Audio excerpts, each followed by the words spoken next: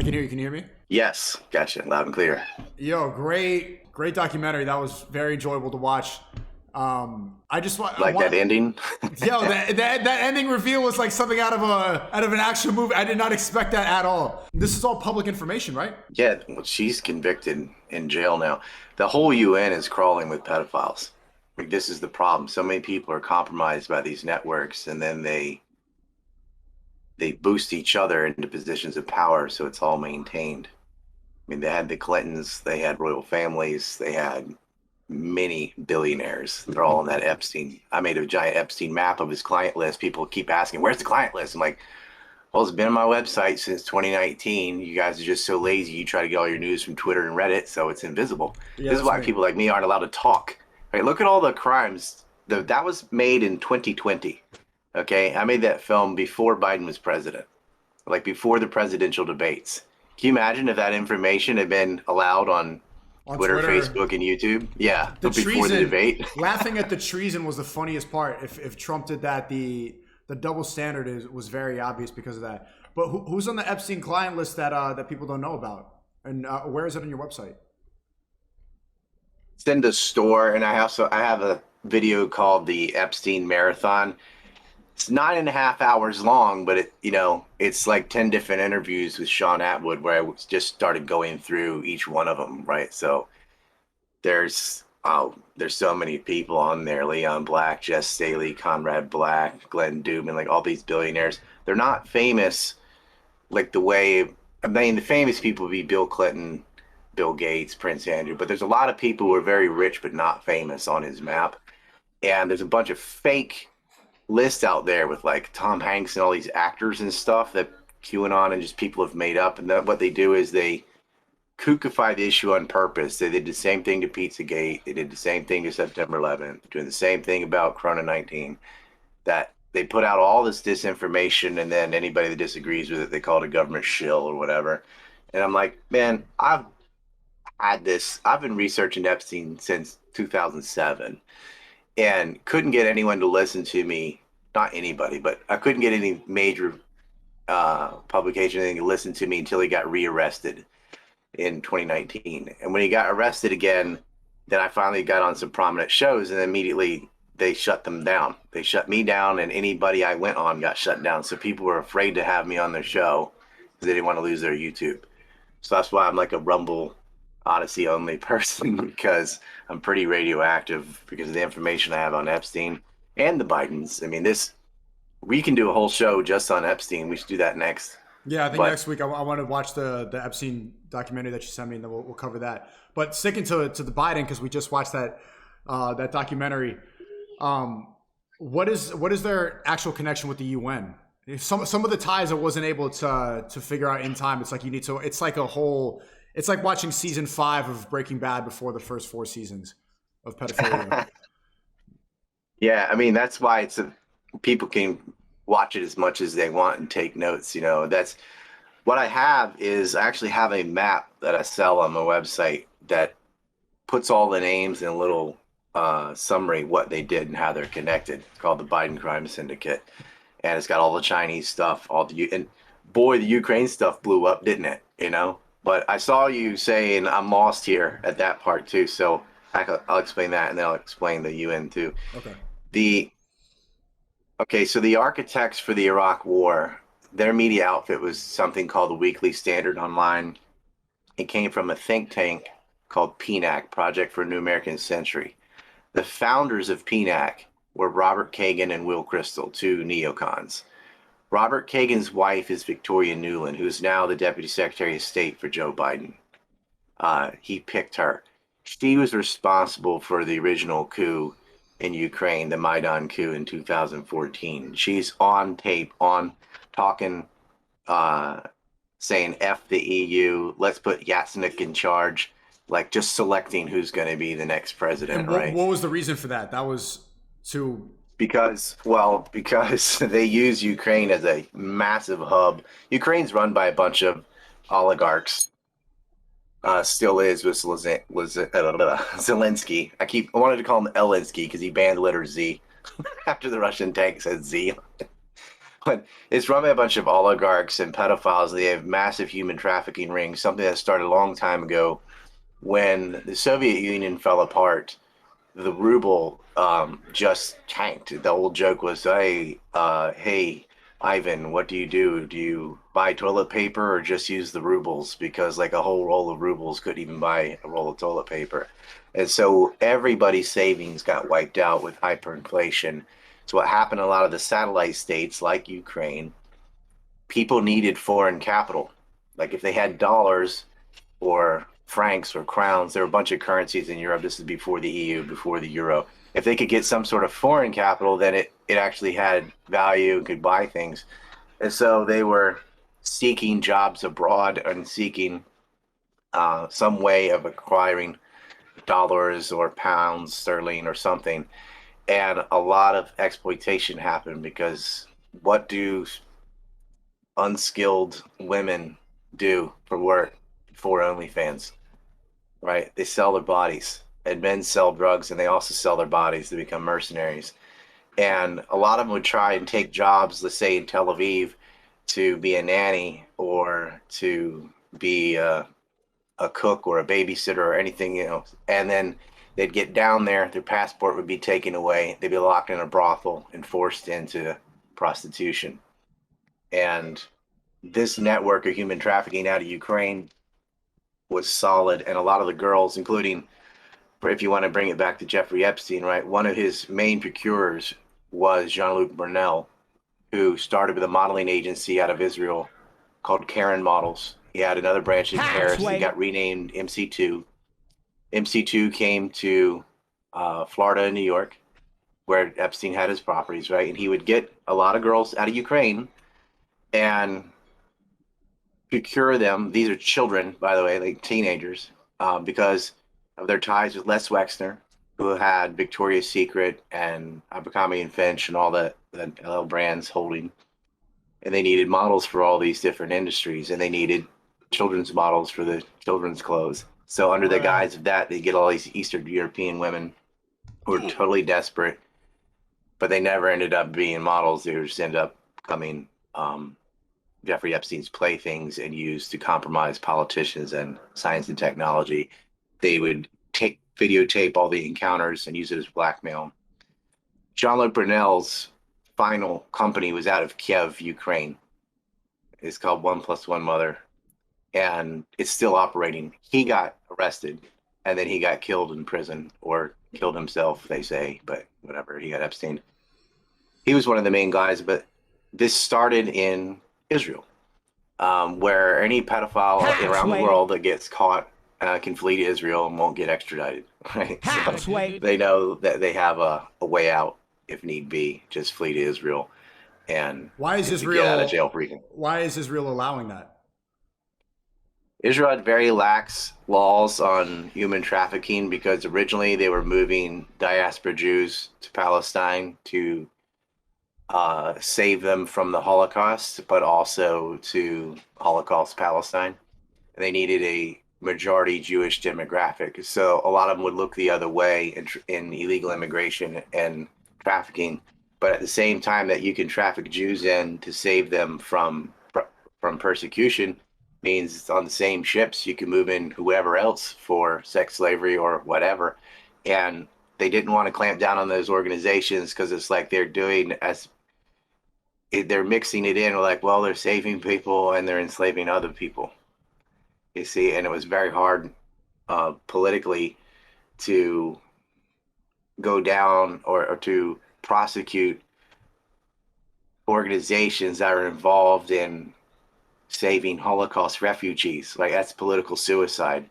They did the same thing when they were moving weapons around. Like, a lot of these groups would raise money under the guise of, this is for Holocaust victims. No one wants to prosecute a charity raising money for the victims of the Holocaust, but that charity is laundering money for armaments and illegal arms and human trafficking. But they just didn't want to go near it, because what would happen if you went near? I mean, what would happen today if you even admit that Israel is colonizing the West Bank and has Jewish-only settlements and kills Palestinians? Well, you'll be labeled anti-Semitic and a Jew hater, and you're done. You're done politically. So they had a lot of lax laws there for it, and they had used that to build up a nation on top of another nation. And one of the perks was, hey, you get some. I hate to put it this way. Well, you get some free pee from all these girls we've gathered all over the world. And what It's is sick, man. It's run by psychopaths. Like, and so the UN. So one of the ways that Epstein would get access to high level officials, like Israel, Epstein's an Israeli operation. So they're targeting individuals to blackmail them, to compromise them, so that they can get favoritism from Israel and steal science and tech and trade secrets from the United States for a number of and they reasons for Israeli compromise these interests. people by getting them on camera having sex with a kid. Yeah, banging kids or and sometimes they were not children, but they'd still have them on tape banging, somebody. It's the same That's not thing their with wife. is Bill Gates compromised? Like I'm seeing interviews Oh, saying like absolutely. Absolutely. Yeah, not just Bill Gates, like every senior official at Microsoft got compromised just about. That's another story. But what they do with the UN is, oh, we'd love to get Glenn Maxwell in to rub shoulders at the UN, because you're not, when you speak at the UN, then you go to these UN parties and stuff. They have their little cocktail parties and stuff. They need her and other women. That there's a whole network, but they need to get their foot in the door. Like, how do we get to talk to all these high level officials? Well, they started this Terramar project. Well, we're cleaning the oceans. Sounds some environmental BS because they're not really doing anything for the environment. But having Terramar and her connections to uh, Torres and all these people I just showed in the video allows her to go talk. She went 9 times. She spoke at the UN 9 times. That means 9 different times she got to rub shoulders with the highest of the high at the United Nations. And she's targeting them. She's befriending them and inviting them, and anybody that takes the bait, she's going to get them compromised. But that was just an excuse to get her in there. And a lot of the same cohorts that were doing illegal business with Hunter Biden were also working with Epstein associates. Patrick Ho, I use as just one example, but who was on the same cell block as Jeffrey Epstein, unironically. who's on They're the only same cell block? Patrick Ho, the guy that gave Hunter Biden a 2.5. The Chinese guy, the Chinese Yeah, billionaire. yeah, he tried to bribe officials in Chad, and I think the other one's Uganda, and they said no. But he had bribed the Bidens. Like, they took it immediately. Pretty low So when he got African caught. despots. Go ahead. He got caught bribing the Clintons as well, correct? You said that in the documentary. Yeah, and it's weird because shouldn't they be in trouble for accepting the bribes? That's why I said that. Like, is that not a crime to accept a bribe? Yeah, it is, but it's the Clintons. I mean, they've done. If I did a Clinton movie, it would be like 10 hours long. Yeah. They are the real mafia family. I almost wanted to branch off into the Carries, because I did talk about the Thornton group with Rosemont Centrica Thornton group, as what it's called, Bohai Harvest, BHSRTS, whatever. But that goes right into the Boston Mafia with Whitey Vulgar and Devin Archer and Chris Hines. Chris Hines is John Kerry's stepson, because he married into the Hines ketchup family, the billionaire family, right, to become a senator. His last name isn't even Kerry. He changed it, but they always worked with Hunter. It was always Hunter, Devin, and Hines, and they would set up and get 10% apiece and kickbacks to Joe Biden and John Kerry. And so under the Obama regime, you're seeing it where Kerry's the Secretary of State, Joe is the Vice President, and then their children are running around making all these deals. Really, it's just their name of quid pro quo with communist Chinese, oligarchs in Ukraine. There's some more fuckery in Romania and some other places that I didn't put in there. And ripping off Native Americans, Ponzi schemes. His brother does a hit and run. They profiteered in Iraq on reconstruction projects that they never even did, which is nasty enough. But I hope you caught where he's like, I don't go after other people's children. And I showed a montage of all the different children enslaved or murdered or poisoned by Joe Biden and his wars. Yeah. They literally made slavery great again. And that story, You noticed every report I used on it was out of British media because the American media wouldn't say anything about it. Obama was totally untouchable, and if you said something bad about him, you're a racist and whatever. But Obama and Biden were awful, and they were being run by the short hairs. They're both compromised. Like when Joe Biden was swearing in John Kerry, I think that's the longest he stood next to a little kid without sniffing their hair in his life. Uh, how do you think that they're so untouchable with all this information being public? But Obama, I can understand the cover being black guy good, black guy good. But why is Biden so untouched by the? Why don't woke people try? uh, Why is this stuff not talked about more? Is it just the media is not supposed to talk about it? Because the light switch brain community, which would be liberals, because liberals are the kind of person that their ideology is chosen based on resentment, not by intellect or reason. They're just on that team because they hate the other team. And they hated Donald Trump so much that nobody wanted to criticize Biden because what happens if you criticize Biden? Oh, so you love Trump? Like it's always A or B, right? Yeah. And Trump was so repulsive to them because he's a 6'4" billionaire who married a supermodel. So the resentment's going to really kick in and be like, I hate that guy. He said this about Mexico. Like, nah, that's not why you hate him. You hate him because he's successful, and you hate all things successful. You hate all things masculine. You hate all things like. There are reasons to dislike Donald Trump. Assassination of Soleimani. He did a bunch of stupid stuff, but they never bring any of that up. It's all the identity politics nonsense. That's their what like really makes them seethe and cope is The the fact masculine the way he nature, lives, the way he successful, talks. toxic masculinity. Yep, he's tall. He's got a very hot wife. He's got lots of money. He's pretty loved, and so they hated his guts day one. Hated him, and yet they don't mind these slimy criminals involved in child pornography and human trafficking and war. Like, Trump didn't start any new wars. There's nothing worse than war. There's nothing worse than war. They destroyed Libya and Iraq, and the Clintons destroyed Iraq too. I mean, first Bush's father has a hot war, and then the sanctions probably killed around 800,000 children from starvation and very preventable diseases that wouldn't have occurred if they weren't malnourished. They strangled them. And it's like la ti da. No one even knew this. A lot of people are like, well, I'm against war, but I'm for the sanctions. The sanctions are an act of war. And then, of course, Bush the Lesser re-invaded Iraq, killing hundreds of thousands of more. And I put the clip in there of the Abu Ghraib prison where they were torturing people and sodomizing little boys, in which they played the tapes for their mothers to get them to confess and tell on where their husbands could be hiding. Like, they sodomized their children. And our Congress got to hear this. They probably got off on it, right? These kids are screaming, brutally screaming at the top of their lungs as grown men are raping them. And that is something that was going on in prisons run by the United States. Who were the grown men? The U.S. soldiers? Oh, no, it's mostly contractors. It's worse than soldiers, right? It's like, oh, that's not a soldier, that's Blackwater, or that's Triple Canopy, or that.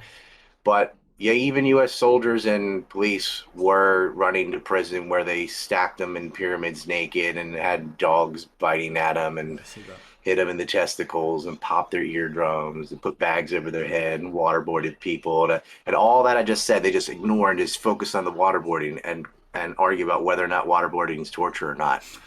It is torture, but okay, but that doesn't even matter because that's not all that's going on. You're doing dry boarding, force feeding tubes. You have all these things that are fucking clearly torture they've done to these people in Iraq over nothing based on war that was created by lies by these neocons.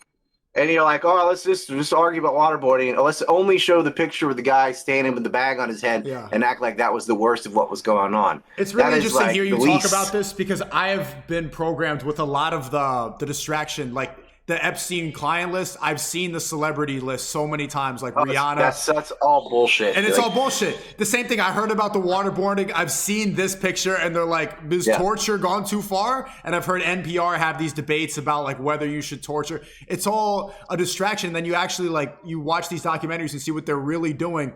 It's mind blowing to realize how much you've been distracted for so long. There's a camp in Guantanamo Bay. It's like a camp within a camp called Camp No, where the people that would go on hunger strikes, they would dry board them, they would do feeding tubes down their mouth and like force liquidized food into them to make them eat. Right? Uh, that is hell.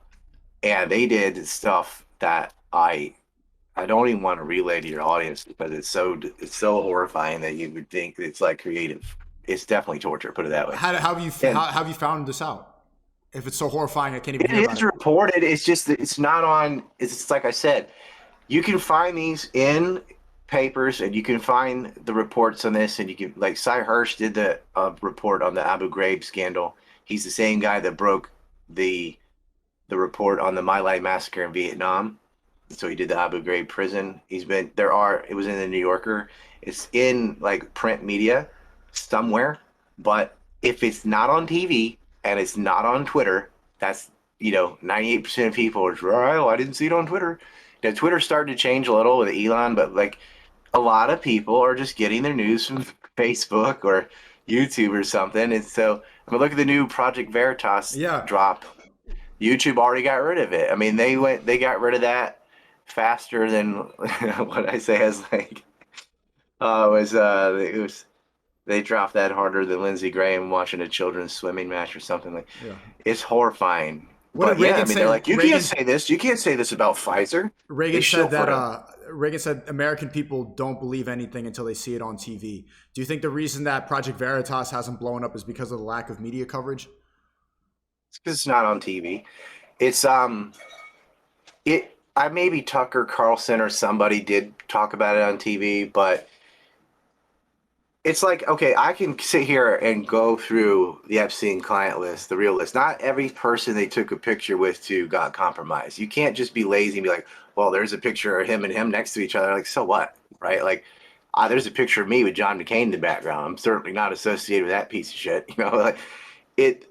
The client list that I compiled is based on the testimony of the victims, the trials and deduction and so on. And a lot of these idiots brag about it. I mean, they're so dumb. You can't just slay it, but they're like, it's more sexy story to have Leonardo DiCaprio and Tom Hanks and stuff on the list, right? I'm like, no, a lot of the people on the list, you wouldn't know who, they're very important, but you wouldn't know who they are, right? It's people working at Bear Stearns, people working at Deutsche Bank. Like, I know who they are because this is what I do, but it's not a name except for a few like Gates, that is going to get the public excited. But it ought to, if you knew how powerful these men were. Like Les Wexner goes all the way back to the theft of uranium from the United States. The Wexner Foundation and the Jewish Agency were working together. That stole the weapon that give Israel nukes, which Kennedy was inspecting, which is why they had him killed. I mean, they killed JFK. And this is why I want people to know these names and get excited about them. But the thing is, the billionaire class, the Sonborn Institute, Rudolph Sonborn, those guys, the mega group, the mega donors, those people outside of Spielberg, nobody knows who they are. And you ought to. They do know the celebrities, though. And there were some celebrities, like Kevin Spacey is a celebrity and is a Epstein client. But mostly not it's not like a bunch of sexy celebrity names. It's a bunch of bankers, a senator, a governor, judges, and a lot of people in the science community got compromised. And not only by sex, they compromise them with money too. Good old bribery. The thing is, when you're a billionaire, you don't bribe a billionaire. You can't. You blackmail the rich, you bribe the poor. It's hard to blackmail a poor person. Go ahead. They got nothing. They got nothing. Yeah. Yeah. But they'll you offer them $100,000, they'll do it in a second. So is that why COVID was spread so quickly because of how many scientists were compromised? No, COVID was, in my opinion, that was leaked out of the lab. It was No, gain of I function think research. so too. I think so too. The Project Veritas, but I'm saying like the amount of all the scientists are saying the vaccine's good. Scientists say that you should take this. Trust the science. Trust the science. Well, that's because all the scientists that said it wasn't weren't allowed to talk. I mean, anybody, even a regular person, that said, "Hey, I think this is bad," you're banned. That's what happens. So, yes, all the scientists agree when the only ones that agree with us get to speak. And this whole consensus thing, like 98% or da da da, that's BS. They said the same thing about climate change. I have film on that too, like On how climate change? yeah, just how bullshit some of the often like the talking points. Well, 98% of scientists agree, blah blah blah. I'm like, no, they do not. That's you got to see what that's based on. Statistics and lies, man. But that's what gets disseminated the most and said enough times that people just believe it because they've heard it so many times that they go, well, it must be a consensus. I keep hearing this line over and over again, 98%, 98%. And it's not true. And even if it was 98%, what's true is true. I mean, lots of times in history, everyone got something wrong, right? At some point, they all believed in A, and it turned out that wasn't the case, right? So, uh, you shouldn't do that. I mean, if you look back, even in recent history, where they said cigarettes are good for you, like, no, they're not. But with enough money from Philip Morris, you can get the right people to say, yeah, cigarettes are good for your lungs. They're doing commercials now. Martha Stewart did a commercial for the booster shot, and they even used the "Got Milk" slogan, "Got Booster." Martha Stewart's there, like carving a squid, and then she puts up her shoulder, and you can see the Band-Aid. It's pretty ironic how it's. They had the Fauci ouchie. They made this guy into a saint. He got replaced by Zelensky. Zelensky's the new Fauci. Like, he's the new Yeah, hero yeah. of the NPC. The NPC went straight from Dr. Fauci to Zelensky and his little green shirt and stuff, parading around, but the guy fighting for you. Ugh. They don't think for themselves. It's just the next new thing. And whatever if they want to put a bunch of Ukraine flags on Twitter, as they did, and ban anyone that said otherwise, then that becomes the narrative because they want to be part of the group, the winning team. And it's easy to win when the company that decides who gets to talk just bans anyone that goes against the narrative. Or if you say something back, you know you're going to get banned. So you just have to sit there and shut your mouth as they say the dumbest things in the world. And then, YouTube's the same way, Facebook's the same way, and televised network. Jesus, dude, they had like late night comedians doing dances about Corona dressed up as syringes and stuff. It was really cringe. I've never seen so much propaganda to try and get people to buy something, and it was totally unnecessary. If you look at Sweden, they didn't do any lockdowns or any of that, and are they all dropping dead right now? No. Like, there is a virus, and it did kill people, and it got a lot of people sick, and they made that virus. These gene therapies that they keep calling vaccines, they don't stop transmission. They don't stop you from getting it. They don't stop lower the symptoms. So what's the point? Well, the point is it's profits for the companies involved in making it. The other point is the lockdowns gave groups like BlackRock, Larry Fink, and Vanguard a chance to monopolize properties.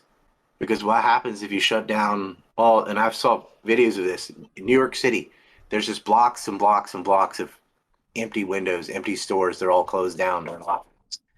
So all those people lost their jobs, and a lot of those businesses went out of business or took to the Corona money, and they're just floating on life support. And then someone comes along and buys up all the property. And then after that person has all the property, lockdown's over. Look, now we can do business. And it was a way of consolidating control. And so you start getting to the economics of real estate from COVID and away from just arguing about the sickness part of it. You see what the lockdowns are really doing and affording these organizations. And then you see, oh, look, who's on the board of Twitter? Oh, look, it's Larry Fink. It's all the same people. It's Vanguard and BlackRock. They're into everything, right? Of course they're going to do this. That's why it was global, because it's like Moderna and Pfizer and Johnson & Johnson, American companies. Why would Russia or some other, My bad. lost it. Why would some other country go along with this? Well, because, yeah, Big Pharma isn't the top of that. Big Pharma definitely profited, but you have to look at the reaction to the virus was worse than the virus and the vaccines. It was the lockdowns and the restriction on travel, and then forcing everybody in the military to have to go get a shot and so on. But now they're paying for it because the shots they made were harmful, and people are getting myocarditis and pericarditis and heart attacks and blood clots. Pfizer even listed that on the response to Project Veritas. They said that they were listing all the possible side effects, and they're actually saying you can get myocarditis from this. And people still blindly take it and take it for their health. I'm wondering if you looked up the World Economic Forum, the recent meeting in Davos, and what the takeaways are from that. What do you think? You definitely did research on that. What do you think are the Oh major yeah. takeaways? What's the next? What's their next agenda? The WEF is like the Legion of Doom, but they've really lost a lot of power. Like they couldn't get any major heads of state to go anymore. Their PR is really in the toilet, and their little Nosferatu spokesperson, Klaus Schwab, is just seen as the epitome of evil. Right? Everyone looks at him. He's worse than Monsanto a few years ago, and so they're really trying to cling to this delusion that Europe and the EU is a major player. They're out. Europe is not the what it used to be. They don't run the show anymore. They're being replaced by the Chinese, well, by Asia in general, India, China, the BRIC nations, and Europe is trying to cling on to power, and they've really sabotaged themselves. And people will say, "Oh, they're trying to depopulate." No, they're not trying to depopulate. And if they were, they really suck at it. Depopulation is an excuse to get in more vaccines because they'll say, well, if you look at uh, a correlation of having this and that in health and people vaccinated, the countries that have access to actual vaccines have fewer children than those that don't. But that's a really stupid statistic because there's a whole bunch of other differences between the countries that have readily available access to vaccines and those that don't. Mainly birth control. Like the main data point of why a first world nation has fewer children than a third world is access to birth control. They have the pill and they have condoms. And there are other nations that have access, but for maybe religious reasons refuse to use the pill, and they're having lots of children. It is not vaccines, but they use that stat as an excuse to say, well, we have to go in and vaccinate all these places in Indonesia and a lot of African nations and a lot of all that, like, because this will curb their population. Otherwise, it'll there'll be a huge growth in population. There are a lot of these people are anti-human though, and what they've done to themselves, you can tell they don't really care about the environment, or they would support nuclear energy, and they don't. Like Germany shut down their nuclear power plants. So Why? you're not getting oil and gas from Russia, and you're also going to turn off your nuclear power plants. And then they ended up having to buy electricity from France because France still had their nuclear energy on, right? So it's like your solar panels and all that junk, just not as it is now, they don't produce enough electricity and they don't work. And all these people are like, well, I'm going to get an electric car. I'm like, okay, and you plug that in where? I'll plug it into the wall. Uh-huh. And where does the electricity come from? The power plant running on coal, right? So it's like, again, leftists can't deal with more than a couple data points. So they're like, oh, I'm not buying gasoline. My car is electric. It's plugged into the wall. It's just like they think meat comes from the store because that's where they got it. They don't know that the store got it from the farms, right? Or from the ranches. Like they don't think about it. Of course they know, but they don't really think about it. Like, oh yeah, they had to grow that. They had to raise these cows, and then it ended up in the store, and then it's ended up in my house. They don't think it that far. They just think electricity comes out of the wall via magic or something.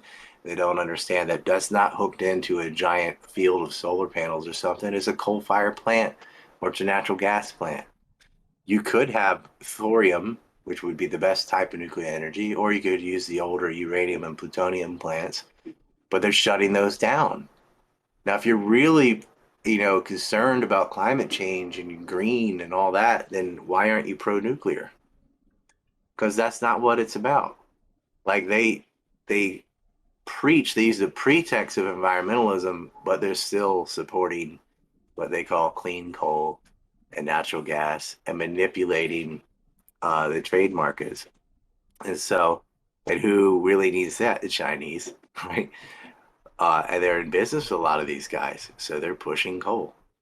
And they're pushing a lot of other things that are nasty, release radon in the air, and we have better alternatives. Uh, and nuclear is the best one.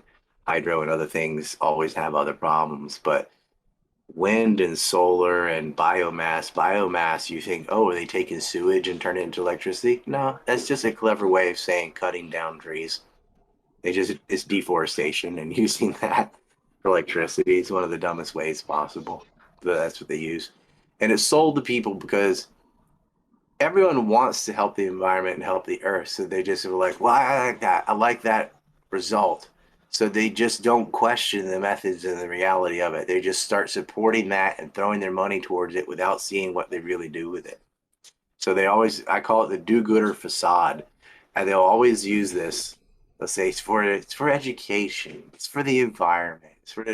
They did education bills in the United States that were nothing but landscaping and beautification projects. So they're like, oh, we're gonna have a bill for education. It's in the millions of dollars. Everybody supports it, and then none of that money went to teacher salaries or books or anything. It just went to like landscaping the campuses for a bunch of colleges. So these construction companies and stuff got a bunch of money under the guise of education, right?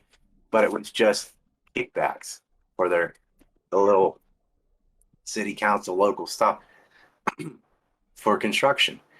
So the Patriot Act's another example. Well, it's called the Patriot Act. Aren't you a patriot? But that's not what it does, right? Surveillance. So, right. So they'll say this is for A, but it's really for B, C, D.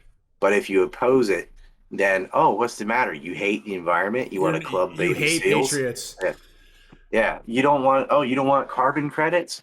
You just want to melt the polar ice caps. Blah blah blah. Right. Is that the next pandemic? Is the next pandemic is going to be based around limiting how much carbon you can emit? I think they're going to go after ranching. Well, you're already seeing the disappearance of eggs, right? There's probably something in the feed that's sterilizing these hens, but I don't know. That's just there's some tertiary evidence about that. But they're going after meat and eggs. But I think the next major pandemic is going to be another virus. I think there's another one that's going to make COVID look like But they nothing. tried. They tried with monkeypox, right? Or was that all just some distraction? Nah, monkeypox was limited really to the gay community and what they weren't allowed to say that. And it gives people blisters and all that, but it wasn't wiping them out. I think it'll probably be another SARS-CoV type of virus, and it is going to dwarf COVID unless we get a handle on this now. But unfortunately, because of mail-in votes, the Democrats are still run the Senate, and I just we're not going to be able to fix this without media. It's like I said last time. Like, you can't get the right people elected. You like Fauci and all these people, Bill Gates too, who wanted to blot out the sun. There should be like tribunals for these people. They should be marched in cuffs. Say what were the royalties you got, Dr. Fauci? How is using intermediary like Echo Health to do gain of function research on coronaviruses Wuhan not doing gain of function research in Wuhan? You were parsing words. They belong in prison. But they're so attached, especially the Democratic Party, and they wouldn't do it. Now the Republicans have the Congress and the House. Are they going to bring Fauci back and talk to them? Are they going to bring these big tech people who are crawling with the FBI, who did a blind eye to pedophilia? Are they going to bring them before Congress and do anything? Well, they're going to talk about it a bunch, but they're not going to do anything, unfortunately. What did you think of Pfizer's response to Project Veritas? Did you read that? I read. It seemed like they basically said like we don't really do gain of function research, but we kind of do, and also they didn't deny the fact that Jordan Walker worked for Pfizer. It seemed like it was just like a way to deny it legally while still admitting that they do it. He lied suddenly. I'm literally a liar.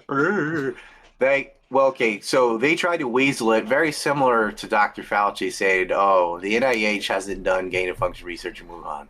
Okay, but the NIH gave money to Echo Health, who financed gain of function research in Wuhan. So they'll say, we're not doing gain of function, we're doing directed evolution. Like, okay, but one is a method, like gain of function is a result. Once you've gained a function, you've done gain of function, right? But directed evolution is a way of obtaining gain of function. And so they're just playing around with the words and going, well, we didn't do gain of function. Gain of function is illegal in the United States. But you could do gain of function outside of the United States.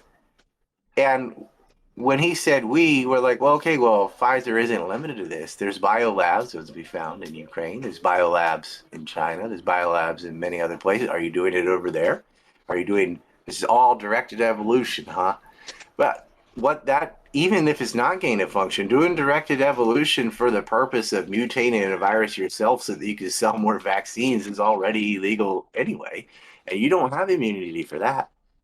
So heads could really roll. And this guy messed up bad. So he's just saying, "Oh, I was just trying to impress a date." Oh yeah, because most people I know are going to be really impressed with you acting like you're Lex Luthor. I'm going to engineer a thing for profits. It might get out and destroy everything, but we'll be careful. That's not impressive. What kind of person's like, oh yeah, I really want to sleep with you now after you said you're mutating viruses to make money? I mean, that's disgusting. No, no, he was bragging about it, braggadocious, zesty guy. He got all excited, like, haha, look at this. And there are people that are impressed with the cunningness of pulling the wool over the eyes of the public because they set themselves above other people. They think, oh yeah, look at how we effed them over here. They didn't know. And they're like, instead of seeing the total, they have no moral compass because they don't see the complete immorality of that and the utter destruction of human life that is called that they don't care because they're like, yeah, but that's them. I'm fine. I made money. That's all they think about. They're so narcissistic and trapped in their own little universe. They're like, yeah, but look at our bottom line. That's a lot of weapons industry. Lockheed doesn't care about sending HIMARS to Ukraine or any of that. They're like, yeah, but look at how many units we sold. Look at all the jobs. Like, yeah, and look at what it's being used for. You're prolonging a war. You're wiping out an entire generation of Ukrainian men because they have no chance of beating Russia, even with the tanks. You're just going to wipe them out. They don't care. They're willing to fight to the last Ukrainian. It's not them. It's not their kids. They don't care. And but the bio stuff that affected the entire world. These biolab goons, and it shouldn't be up to Project Veritas to catch someone on candid camera admitting this stuff. Like news organizations ought to be doing what Veritas is doing. They've got all the funding and commercials and stuff, but then you look at the commercials out on the major networks, what do you see? Booster shot. One big pharma ad after another, right? Like get all the antidepressant drugs, and which is another story. And yeah, it's just like prescription drug commercials. So they're not going to say anything. You saw Amy Robach saying, "Yeah, I had the Epstein story for 3 years. They wouldn't let us say it." Like, well, why didn't you just do it anyway? Like, she's no longer on the air, by the way. But she's trying to claim, oh yeah, no questions were off limits with Hunter Biden. And oh yeah, Softball right. interview. Like Yeah. just like Epstein, we wouldn't even let you talk. You went in there and made it look like you said, oh, it's just a bunch of noise.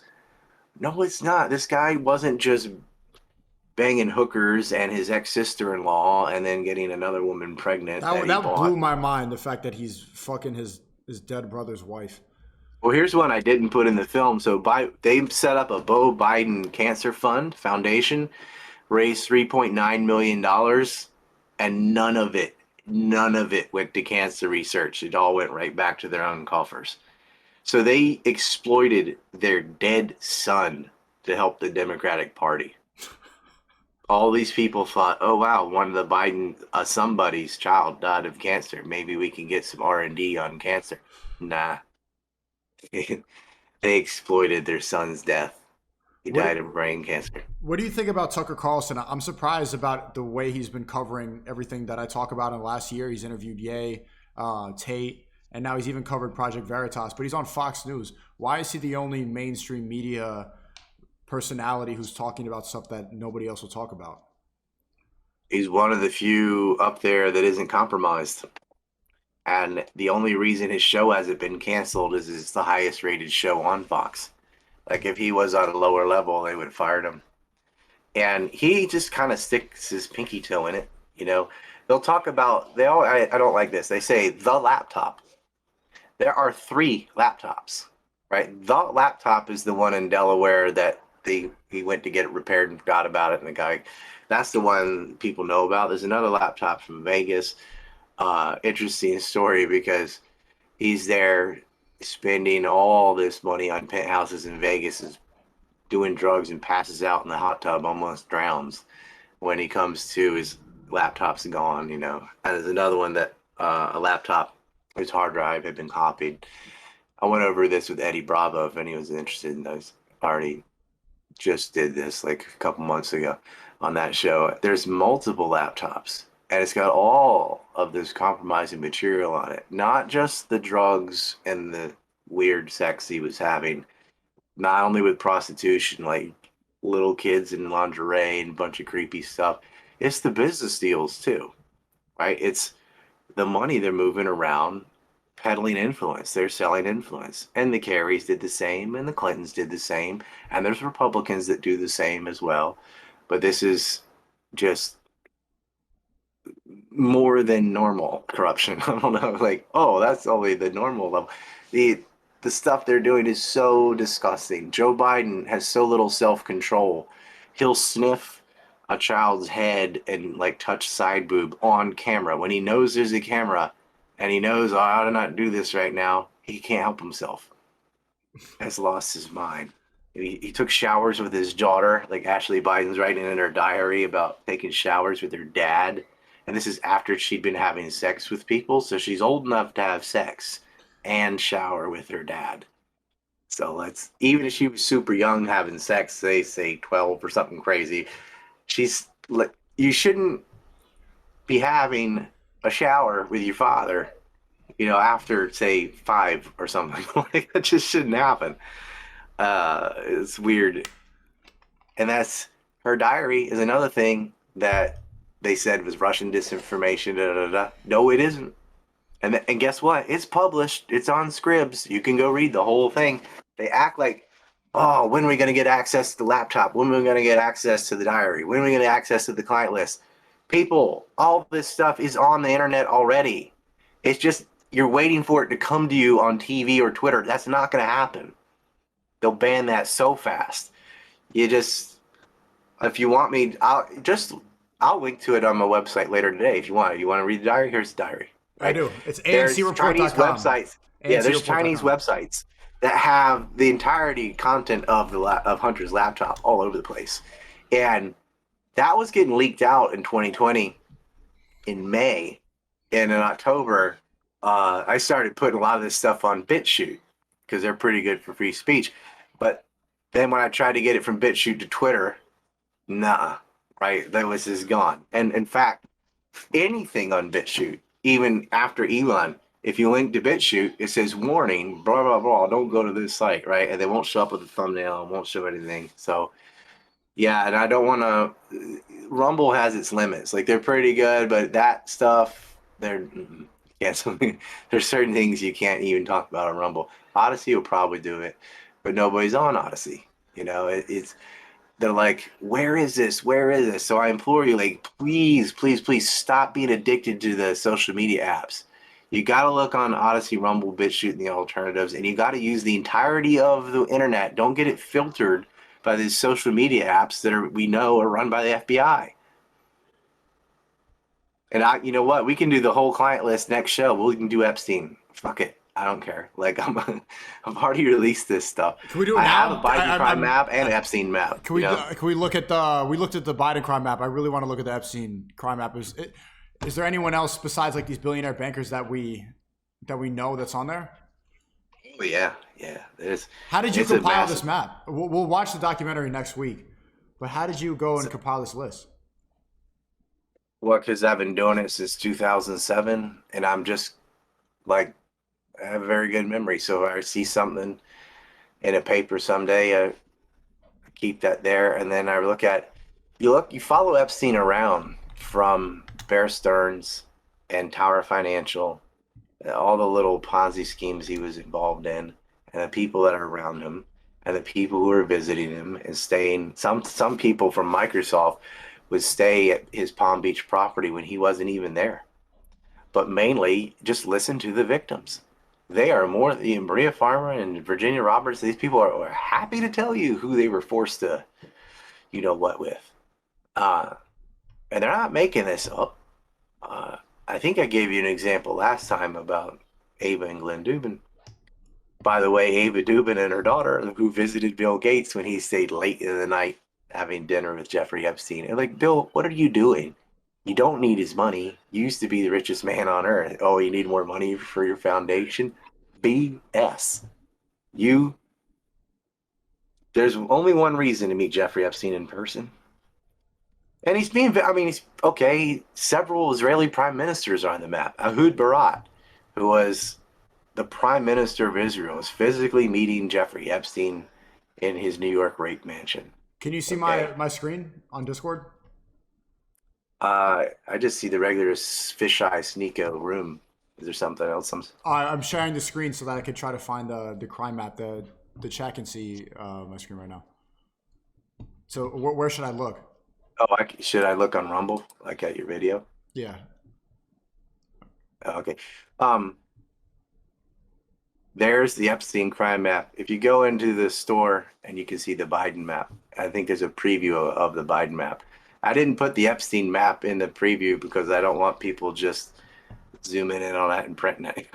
Like, just get the damn thing because that's how I finance all the films and stuff. I've been banned on Oh. fucking everything. So, like, don't get mad at me because I sell maps, whatever. I've gone over all the names and stuff in videos anyway. So, yeah, I'll send you a link on Twitter, the Biden thing. I think I sent you more on Ukraine too. You were asking about that. I was listening to your stream as you were watching the film, and like every time you had a question, I'm like, here you go, here you go. Just So sourcing. ANC store page 2. Let's see for me. There's the Biden crown map. I have the link in the description chat if you'd like to Oh, nice. purchase that and Yeah, look like a this. schizo. If you want to fuck over the Bidens, support journalists like myself. It's a cool map too. Like you said, or was I sitting there with strings and like Italian? Oh, this guy, this company. Like I was having kind of like, I'm like, when I discovered, I was like, oh, the intermediary was responsible. Like motherfucker. Like I was getting so mad. So like there they are again. You know, I was real like even kill in the film. I did like try to do the Bill Murray sense of humor, like he fucked this, da, da, da. But like when I was discovering it, I was getting excited. Like I can't believe that these are the same people. Oh man, here he is again. Oh look, there's Devin Archer again. Devin Archer went to prison too, by the way. Uh, that happened after I made the film. But nothing happened to Hines or Biden because John Kerry is Hines' father and Joe Biden is Hunter's father. Devin Archer didn't have a political daddy. He was more the brain of the trio, and he didn't get enough protection, so they threw the book at him over that scam they did on tribal bonds against Native Americans. He was involved in that, and the the father son couple involved in that also are both in jail. They did a bunch of horrible things as well. Other than that, but it's endless. Like if you were to sit there and pick on each of these characters, it just goes into more and more and more crime. And I'm like, why isn't the media doing this? Why am I doing this? It's disgusting. The Biden crime map, yeah, it's got the Biden family at the top. It's called the Biden Crime Syndicate. And you consider that like as a donation to the site, but you're going to get a rather large map. And if you get the Epstein map, you could actually put that underneath the Biden map because they all flow into each other. Is that the globalist agenda? I keep seeing you bring up China, Ukraine, Israel, and then the Democrats, and also the United Nations. When they talk about the globalist agenda, is that a good way to describe it? Yeah, I mean, I don't like words like globalist, but yeah, I mean, they are globalists. You don't But like it because Alex Jones says it? what he'll do, he won't talk about Zionism ever. So he's always like, he uses some euphemism where he's just like the globalists, Illuminati, the The Bavarian death elites. cult, the Luciferians, the elite, the deep state, the NWO. What I'm like, just call them, just say their names, okay? Now and then he'll name an organization, but it's always some low tier thing like Bilderberg. It's like, dude, come on, it's APAC. Just stop talking about CFR and Bilderberg and these like they matter, but they are low tier players. The Israeli lobby is the most powerful lobby in the world. And talk about that. Talk about the Sonborn Institute. Talk about the mega donors and the mega group. These are the ones near the top. It's not the WEF. It is not the CFR. It is not the Trilateral Commission. It is not like those are all. I'm not saying those are nothing. Those are definitely very important organizations, and they have a lot of sway. But nothing runs the show like the Likud Party. Epstein worked for them.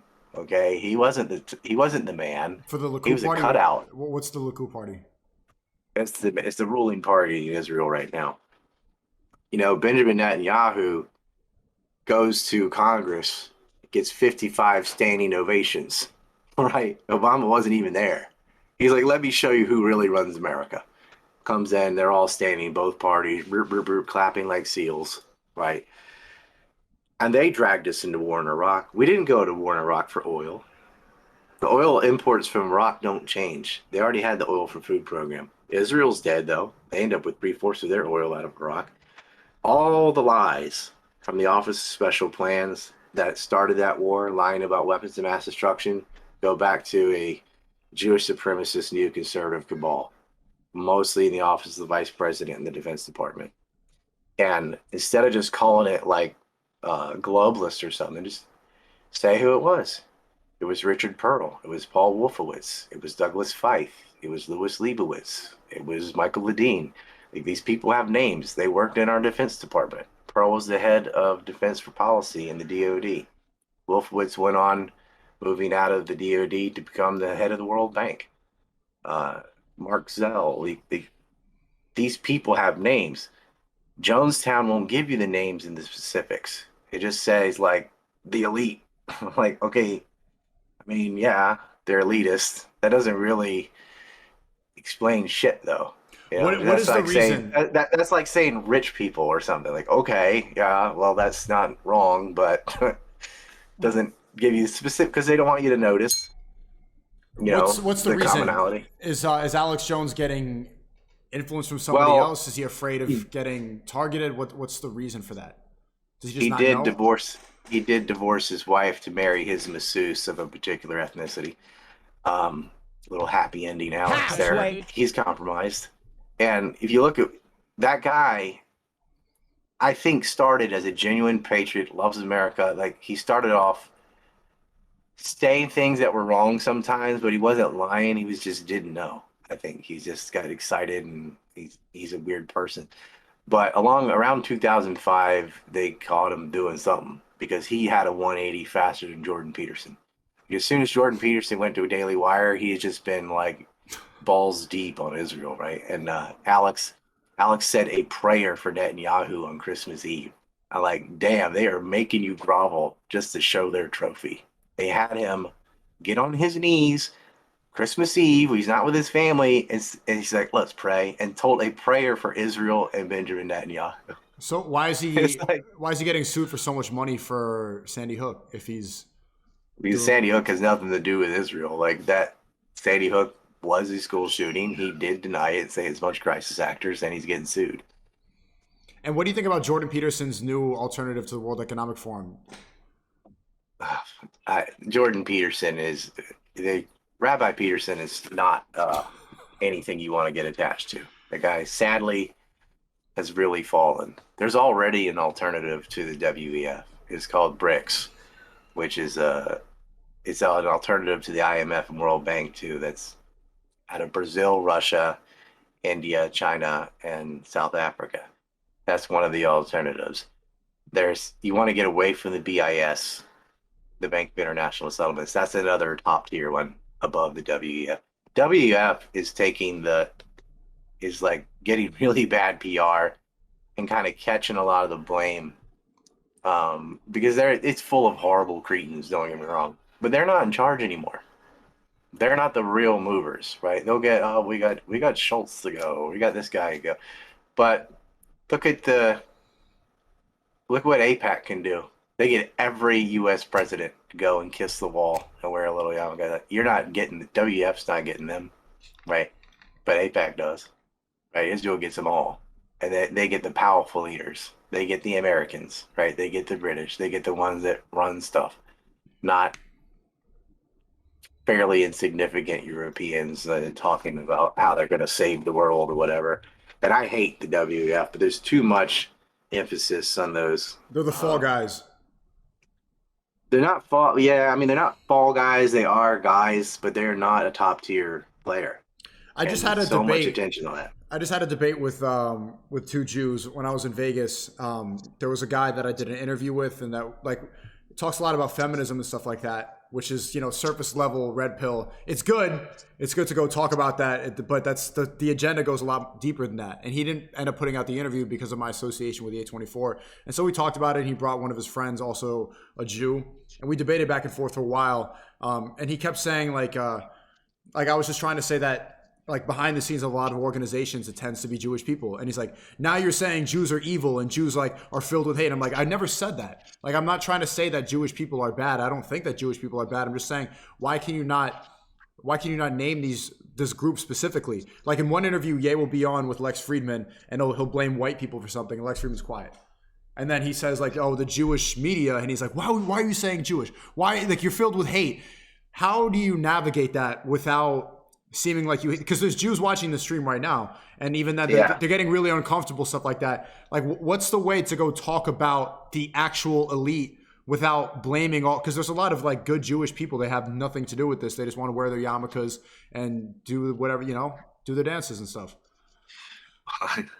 Well, someone's religion shouldn't matter to you, but what happens, unfortunately, this happens quite a bit where a subset, the whole gets blamed for what a subset is doing.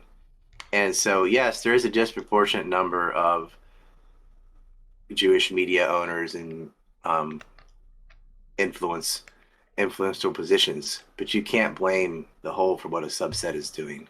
It's like saying it would probably be true to say, well, most rapes are by men, but most men don't rape, right? And so they'll always do the 1350 crap and say, 50% of violent crime is by African Americans in the United States. I go, yeah, but murders and things are like 1 out of 100,000. So that means even though half of violent crimes are by blacks, 99.99% of blacks haven't committed any kind of crime, not violent or otherwise. So you can't blame Jews in general for what a small clique of them are doing. The reason why there's a disproportionate amount of Jewish crime is because they can get away with it by using the smear of anti-Semitism to shut down the conversation at what they're doing, and because of the Israeli state. I mean, Jewish supremacy is an ideology, not a biology. Okay, like, yeah, most Jewish supremacists are Jewish. Why is that a shock? Most white supremacists are white. Why wouldn't they be? Kind of makes, of course they are. Of course Jewish supremacists are Jewish. Like any, black supremacists are black. It wouldn't make sense for it to be any other way. And the thing is, whereas white supremacy has a stigma, Jewish supremacy doesn't. You're not even allowed to acknowledge it exists. But I would give an example, like if all these people that lied about the war in Iraq were Korean, you'd probably think North Korea or something or South Korea, they might be involved, like the state's involved somehow, because it's such a small portion of the population. Are they like 99% of the people that are giving us propaganda to fight in Iraq? Well, it's pretty damn obvious why Israel wanted to get rid of Iraq, right? So when you have a bunch of Jewish Americans that are lying about it, maybe through their Jewish identity, they feel an affinity for the Israeli state, which is a government, not an ethnicity, even if it calls itself the Jewish state. I don't acknowledge that. Jewishness is nothing but people that believe in the Jewish religion. It's nothing. But, so what's the best way to approach this conversation without getting labeled? Because the tactics are so strong to quickly, you hate, like even then, like, I think my grandfather was Jewish. Like, I'm not anti-Semitic, but even talking about this, like, people get so uncomfortable and think that you hate these people. Like, I'm just wondering, from your experience, how do you navigate this? Because you are able, better than Nick Fuentes, for example. Nick Fuentes, they just say Holocaust denier. They say he hates Jews. I've seen the way that you talk about it is more effective. And like, what advice would you have for people to talk about this and not actually be anti-Semitic? Well, working with other anti-Zionist Jews is one way that helps, but you have to constantly. It's not just Jews. Like you can't talk about race at all in the United States, right? You can't talk about any kind of crime statistic or anything that is not being blamed on biology, but that's what people, the first thing they think of, right? Or sexism, etc. Like a lot of feminists are female. Like it's the way it's gonna be. Like, look, I'm not saying we shouldn't have equality, but when you're talking about a wage gap, you're talking nonsense because that's not a real thing, right? But you're always going to get labeled that. So what I did is I would periodically, about every 3 months, put out a video explaining the difference between Zionism and Judaism. One is an ideology of racial supremacy. The other is just an ethnic group. They're completely different things, and you can't blame an ethnic group entirely for what a portion of them, how they behave. But it didn't matter. Like they're gonna smear you because like all those videos got erased. I lost my whole channel. And it just takes one person to call you a Holocaust denier or a Jew hater or something, and your life is over because based on accusation alone, they can shut down everything you've ever done. Or they can clip things out of context and stuff and ruin you. And sadly, a lot of other good people that know goddamn well better won't stick up for you because then they'll be the next target. So people need courage all around. So when you see someone being attacked unjustly, being called their favorite thing is just call everybody a Nazi or whatever, you got to stand up for those people. Don't wait till it comes to you because you will be next. It's ironic because the left labels everyone a Nazi other than the actual Nazis, like the neo-Nazis in Ukraine that are saran wrapping people to poles and painting their face green and yanking their pants down. That gets a pass. But I get called a Nazi. If you're You get called a Nazi. if you're against illegal immigration, it's because you hate Mexicans. And it's so stupid. You might hate Mexicans. That might be your motive. But the majority of people that are against illegal immigration is because that's actually exploitation of not only Mexicans, but everybody south of the border. And it hurts the economy and it hurts healthcare and it hurts the school system. A whole bunch of reasons why we can't just have open door immigration. But there's always going to be an accusation of racism, sexism, homophobia, transphobia. It's one of those identity things because it works. It's such a clickbait thing because they need a witch to burn. And again, this guy said it all in his manifesto. These resentment religions, these sort of new religions of identity cults, really enjoy dogpiling on someone by accusing them of being racist, sexist, whatever. And it never needs to be true, right? They just need a dragon to slay, and it isn't there. Like the white supremacists or separatists or whatever in the United States are so few you can name them. Like, I don't know how many times I heard Richard Spencer's name as an example. Like, what about that guy? I'm like, the hell with that guy. Every institution, every university, every media outlet, every local government, state government, etc., is opposed to racism. Every major corporation, they're all against racism. They're all against anti-Semitism. You're hunting some obscure individual with a podcast that said mean things. Like it is not like when they brought up the Proud Boys in the debates between Trump and Biden more than they talked about foreign policy. And it's just a total nothing burger. It's a little boys club from Gavin McGinnis, who I call Gavin McGinnis. It was not anything. And they're acting like it's half the country or something. And even what they said about Proud Boys wasn't true either. It's not a racist organization. It was just a basically like a reaction to Antifa, who is a bunch of terrorists that loot cities and set things on fire. And they got a pass. They weren't rounding them up. They weren't doxing them. They weren't being deleted off social media. They were allowed to organize on social media. Most of the events they did when they're going in mass looting stores and stuff, they organized on Facebook. Antifa was using Facebook as a way of organizing acts of terrorism. And nothing was done. And that wasn't brought up. And they said, and Biden even said, oh, it's just an idea, man. He didn't even acknowledge that this was a real organization. Because right out of Christopher Wray's FBI, this is COINTELPRO. These are not organic things. This has been shown over and over again. But yeah, like I don't know what Fuentes' position on Jews or whatever is.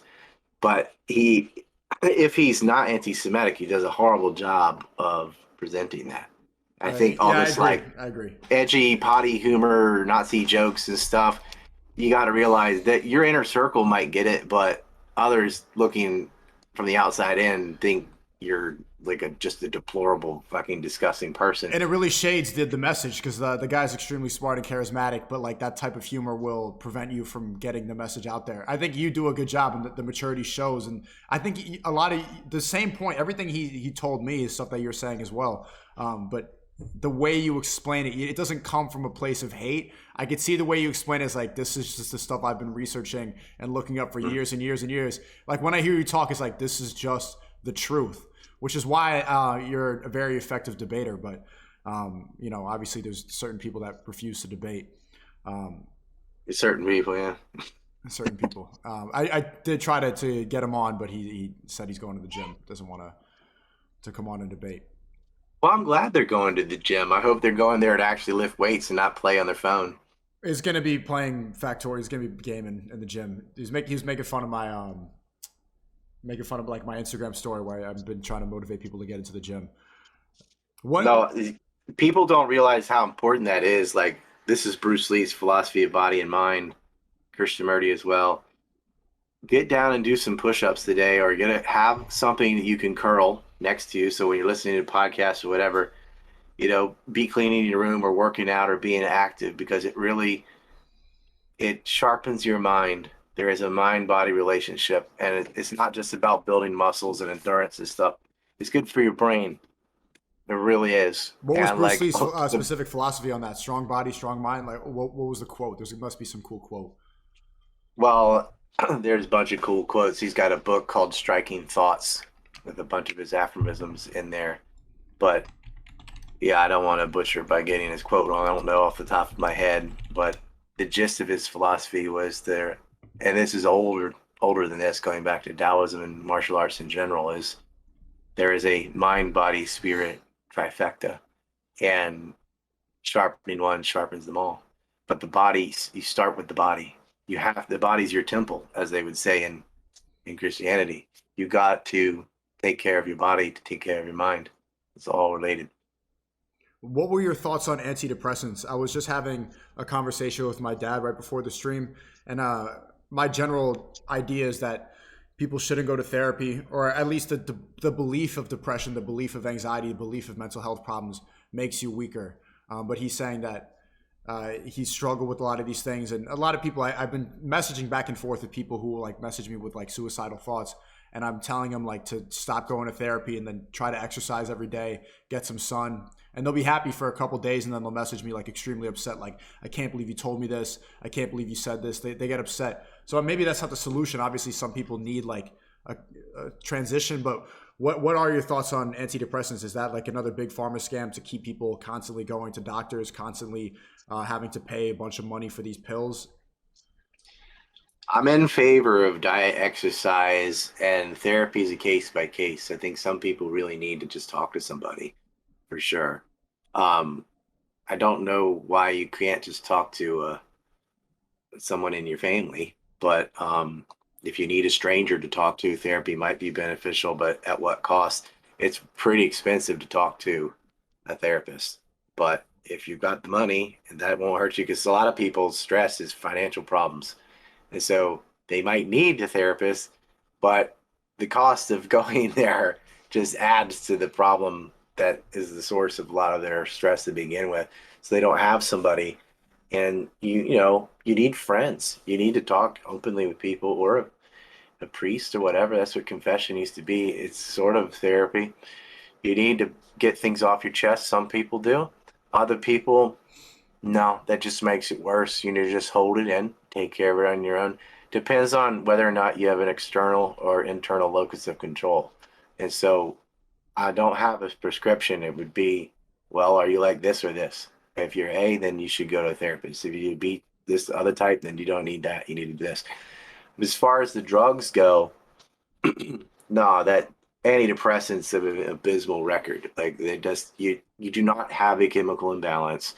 You do, SSRIs are not going to work. Like you'd be better off just taking MDMA or something. Although I'm not recommending that because that's illegal. But I'm saying that those kind of the drugs that used to be legal that aren't anymore that really would have an effect on altering your chemistry, um, you're not allowed to have. Is that But why the they're ones that, illegal? well, they have other side effects that are detrimental. So you shouldn't do MDMA. But if you're suicidal, like how bad can the other things be compared to death, right? But I Yeah, think a lot of depression is not for no reason. It's not like a disease you you catch catch. like a cold. No, it's your life sucks and you're supposed to be sad. Or if someone died or you have a horrible breakup or, something that usually or a series of things happen in a row, you lose a child or something like that, it's devastating. And the no pill is gonna fix it. Grief and sorrow are part of life. And but you'll be able to deal with it better if you do get the proper amount of sunlight and vitamins and keep a healthy body. You'll be still everyone's going to get devastated by devastating things. There's almost nothing worse than losing a child, for example, or maybe you lost a leg or something. There's definite reasons that like you can't shit on someone for being sad. But some of the stuff that people say, oh, I'm depressed, but like why?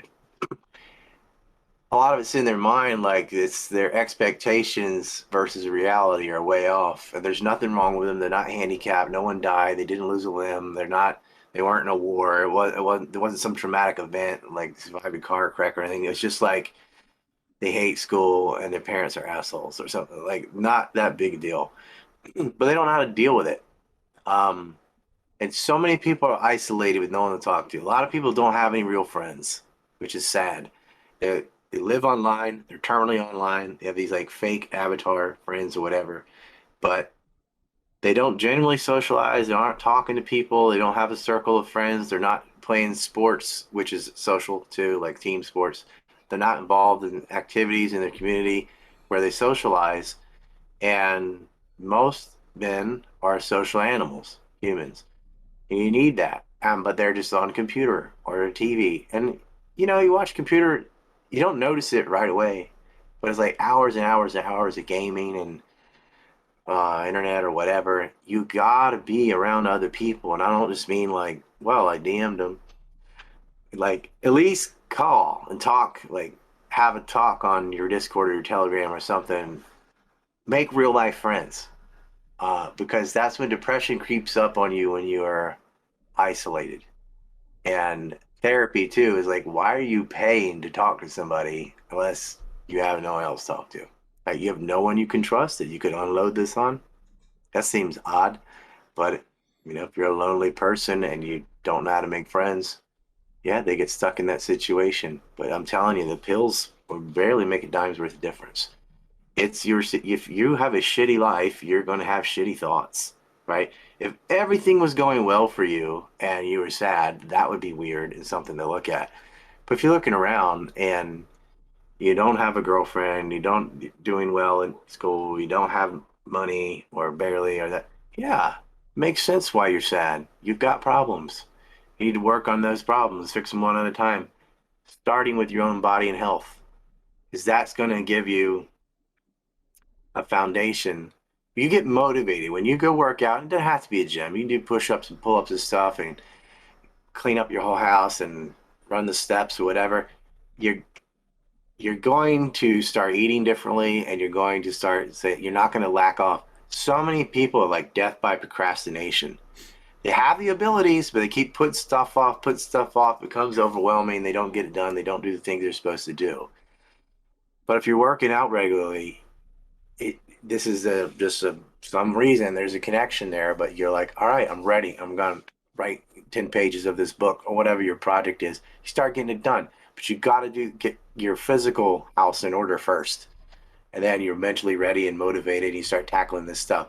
If you do too many mental things in a row, you get worn out and you just want to lay down. You don't want to do nothing, and they just sit there and they TikTok forever or porn or what have you. you really need to just say like, okay, if I'm gonna listen to this podcast, you know what? I'm gonna go outside and take a walk while I'm doing it. Minimal, right? Move your body around, get in shape. There's an obesity epidemic. I bet a lot of obese people are depressed. Like, yeah, you're fat and you're ugly and nobody wants to fuck you and you're gross and it's gonna stay that way until you change your body. You don't need pills. You You need a need hobby. you need some Like, push-ups. Yeah, you need some friends. well, they need a diet mostly, Yeah, and then they probably can't do a push up. Like, yeah. uh, they need to control what they eat. So, but helping you control what you eat is by starting small. Maybe you can do a push up, but start jogging, be outside, get enough sunlight, make sure you talk to enough people, get get your social life in order, get your physicality in order, and then you can work on your finances and your other stresses. But take the easy, get in your body in shape's the easiest one. A lot of Like all you have to people do. in the chat that they keep asking about the religious thing, the fact that you don't really call yourself an atheist, but you would say agnostic and you respect the ideas of religion. Um, do you pray? Do you what? Can you explain your belief in God a little bit more? Well, I try not to push what I think religiously or You otherwise don't need to push on it. We're just others. curious. Yeah, well, I feel like everybody, I believe kind of the Nietzsche putting your own perspective on the world. You set your own goals that you want to attain. You have your own potentials that you want to actualize, self-actualization. And if you're aiming toward happiness, it's, I agree with Kaczynski on his power process.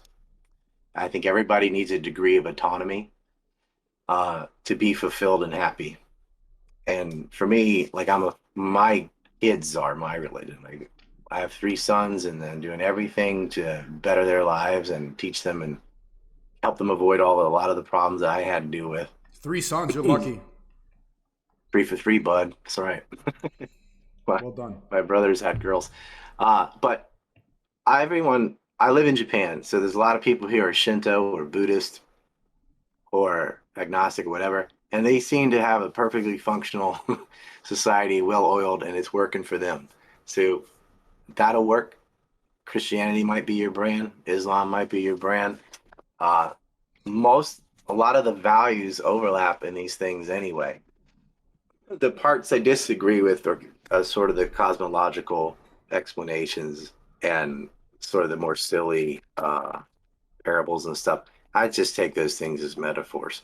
But I don't think that's the important part of the faith. It's like how you're supposed to behave, your moral compass, and what you're doing to me is more important than cosmological origins or uh, just the sort of the petty stuff that divides these things, whether or not you believe in heaven or reincarnation or How whatever. I much do don't you think care. the different religions? You call it a degree of autonomy.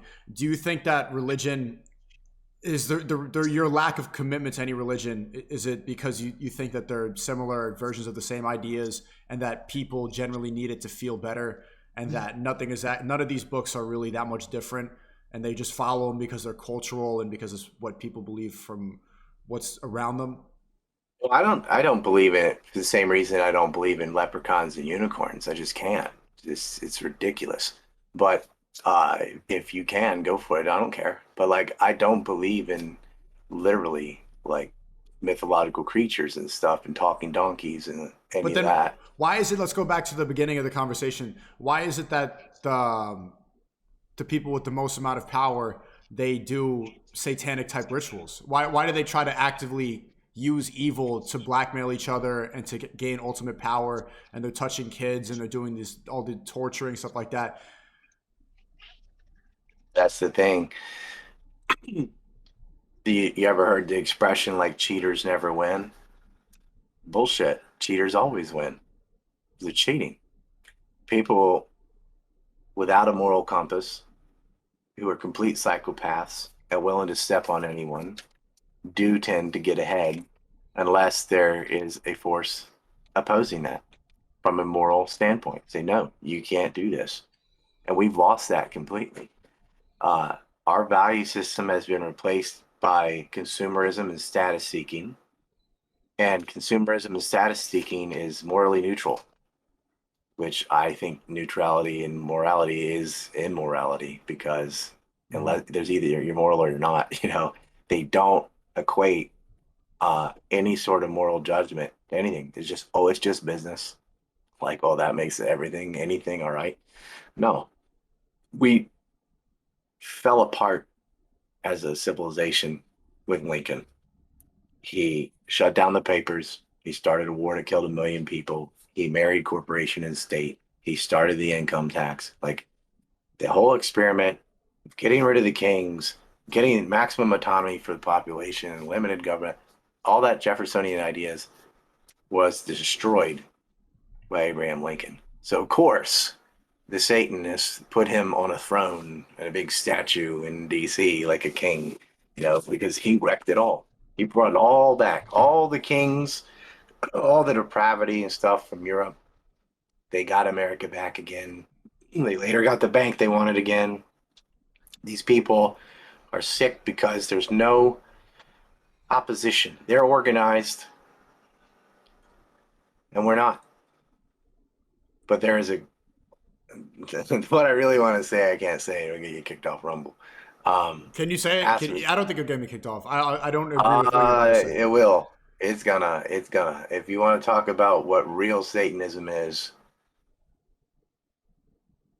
can't say it. But there is definitely an evil force, and there are people that. How are you gonna say that and not tell? I can't. How do you know you can't talk about it on Rumble? I lost my Rumble for 9 weeks, so I know you can't talk about it on Rumble. I thought Rumble was about free speech. You lost your Rumble for talking about Satanism? I talked about Satanism, not like the devil underground, like actual Satanism. And yeah, I got just yanked away. Look, these people are in charge, and that's why there's so much evil in the world. Like, if the if the wealthiest, most powerful people were good, there wouldn't be so much evil. There wouldn't be all this starvation that's totally preventable. There would, like, all these problems. We go, why don't you just not do that, right? How can you have ethnic cleansing in Palestine? How can you starve to death people in Yemen? Well, because when you're starving kids, what happens? They get sold, and people have sex slavery and all this total hedonistic debauchery. It's very clear that evil's winning. That's who's in charge. My chat is begging me to get you to say it, but chat, you're acting like I haven't been banned from YouTube and Twitch. Let me keep my alternative platform. I can't.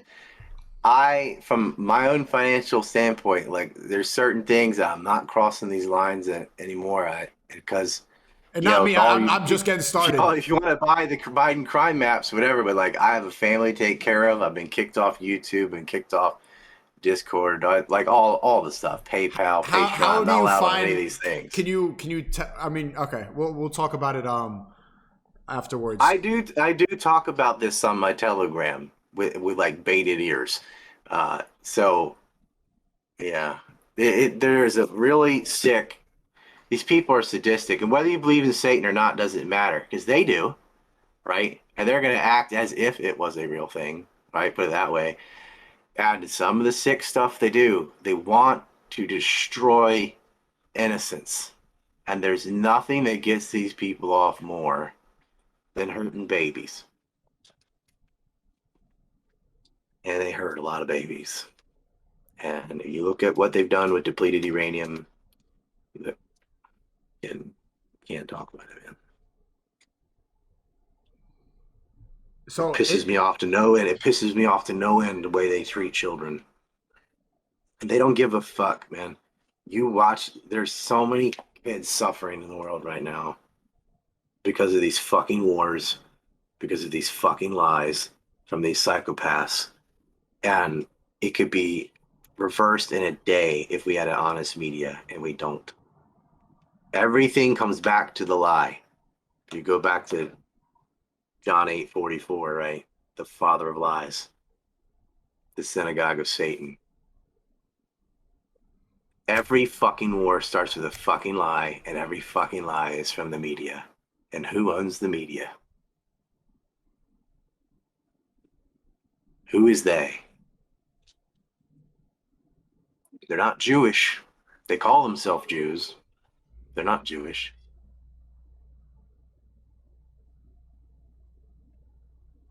These people worship evil. They are evil. They worship themselves. That's about as close as I can get to the what I want to say. Yeah, thank you for not banning my. Can you tell us your Telegram? A lot of people in the chat are asking. Uh, ANC report. T.me/ANC report. Look, Jesus told you what it was. It's written. It's written in the scripture. And there's a lot of non-canonical books of the Bible that were removed by the Council of Nicaea. The Book of Judah, the Book of Thomas, the books of Enoch, like that really change what the Bible says. And they're not in there. And if you really zoom in on the Council of Nicaea, you'll know why they got rid of those books. And they don't want you to have that knowledge. They don't want you to know what these men said and keep you in the dark. You got the filtered Schofield version of Christianity. Well, I don't associate with it. I'm like, what you are saying is Christian isn't at all how it started.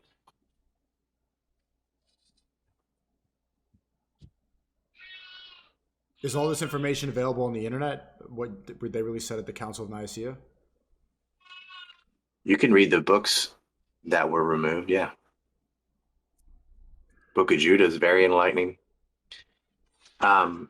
It's referenced in other books, like Jude references books that are no longer in the Bible, but they're mentioned in the books that are in the Bible, right? So they'll reference to something. You'll see sometimes they'll be referencing things, and you're like, where did that come from, right? Like, where did City Enoch come from? And you're like, well, like who did Cain marry? Like his mom? Like that? Yeah. Well, it doesn't make sense because the whole chapter's missing, whole book's missing. And I recommend if you're a Christian, you should read all of the books. There's more than one book of Revelation. It's the books of Revelations. And you should read them all if that's your religion. In particular, now Thomas is more like Psalms. It's not a book like the other Gospels, but very enlightening stuff in there when you put it all together.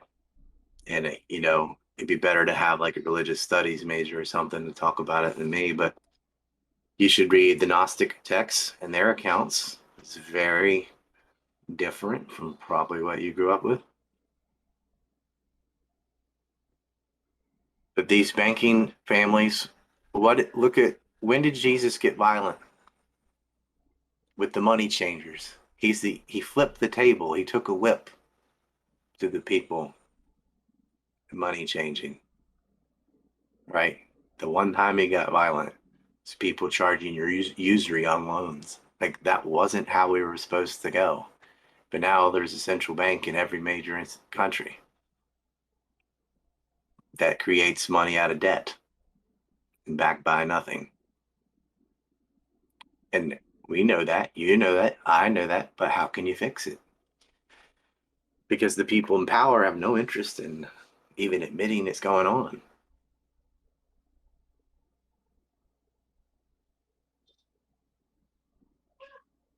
Yeah, I see people quoting verses there in the chat. Yeah, I know. So let's say, why do you know the Bible if you're an atheist? Well, I read the whole thing, Because you're like an and I know actual, you're a talking encyclopedia. I can't. I know You're, my chapter and verse, but like what has happened to those books, the Quran too, unfortunately, is they've been they've been severely altered, and they've just become cults of very simplistic, like cartoonish base. And a lot of people don't really take the theology seriously. They just have the minimal, go to church twice a year, whatever. So not everyone, but that's by and large the membership's in the billions, right? About a billion. Christians and Muslims. They couldn't even name the titles of the books in the Bible, much less claim to have read them all. Right. So same thing with Muslims. They they might go and pray 5 times a day, whatever. Like, are you really reading this text? Do you really understand it? Nah, no. And atheists too, a lot of them, it's just because their parents weren't religious, so they're not religious. They never really like studied secular philosophy or anything. Just most people are whatever their parents were. You're Muslim because your parents are Muslim. You're Christian because your parents are Christian. You're an atheist because your parents are atheists. It wasn't like a conscious decision where they looked at all of it and made a choice. Very rarely does that happen. And we're like, well, that's brainwashing. Like, why do you think there are sectors of the world like this part of the Middle East is Muslim, this part of Latin America is Catholic, this part of Asia is Buddhist? Like, because that's just parents raising their kids into their own system. This isn't the same as an ideology or something that you reasoned out. It's just this is what you were told, and you're like, yeah, because you needed something, and you grab that, and that's that. They don't really understand it. But boy, there are definitely people who are evil. John McCain was one of them. He's got his own month anniversary on my calendar back here. So you take this day in history. Every time an evil person kicks the bucket, we put a rainbow frog up. Sort of a symbol of the dancing frog. Every time, as today is Hate Richard Pearl Day. Well, today here is February. I guess y'all are still in January 31st. Yeah. 28th, Bush lied about Niger in the State of the Union address. So this calendar, I've got Kyle Rittenhouse on there. It's funny. His birthday is in January. It's at this day in history where, except for True, you can see when they lied about what. And it's like you said, I think you were saying during the Biden crime syndicate, you're like, look how fast everybody forgot about FTX, right? $32 billion scandal. And they're not even talking about it anymore, right? Like these guys in the Bahamas, and Sam Bankman fraud is just a cutout, right? They swindled billions of dollars. People lost their savings. Some people killed themselves. And he's living at his parents' $4 million home in California. Meanwhile, Julian Assange is in jail. Oh, you're on mute. Or I'm I can hear you. I can hear you. Okay, cool. I saw you. I guess there's lag on the rumble. No, I'm just shocked right now, so it looks like I'm talking, but I'm just like, what? But these people, Epstein never got canceled by his bank. Ye did. Over a tweet. Halfway. Epstein's running human beings, children, who are forcibly being raped by a bunch of old other evil people. They didn't shut his bank down. Deutsche Bank's being sued right now for abetting Epstein in his crimes. Assange got accused of rape, which he didn't do. He didn't do. Same thing with Tate. No, he didn't. And he's in jail. Being tortured, probably. Probably. And they had him up in that embassy and they're, he ought to be hanged for treason and all that. And what did he do? He didn't lie about anything. He just exposed government corruption. And they were scared to death of that. WikiLeaks was like I'm always saying, if we had a media that was functional and told the truth, it's over for these fuckers. And WikiLeaks was a brief moment where it's a credible news organization that vetted things, and people would look to it and go, oh man, look at this and this and this that they're doing. They had to shut that down fast and make an example out of the leader. Threw him in jail. So when someone comes out and starts talking against the system, but also reaching enough people like Assange did, right? They're going to make something up. Oh, he raped a girl in Sweden. No, he didn't. The guy, for all the hacking stuff that he got accused of, was based on this guy named Thordenson out of Iceland that just even admitted, yeah, I made it up. That wasn't true. Doesn't matter after the fact. Still in jail. right? Uh, the Tate brothers, I don't know as much about as you, but I know that even if they are guilty of those things, they didn't care what they were doing until they started talking about COVID and climate change in Ukraine. Then they threw the book at them. There may have been money laundering in casinos in Romania. That's kind of like, yeah, probably kind of how you have to do things, but they didn't care I mean, until Andrew, in particular, started talking about things that they're not supposed to um, talk about. you can't talk about. Exactly. But And they don't ever bring that up. There's so everybody on Twitter, all the leftists, they just continue to talk about feminism and the trafficking, and but they don't talk about the major talking points, which are why I respect him, is for talking about Ukraine and climate change and the vaccine. But I hear you list all yeah, this evil that goes on. well, you That can do esteemable things and irredeemable things. Like, I don't like exploiting girls or exploiting guys, like with a webcam business and where they stuff. exploited, they made a lot of money. They got rich doing this.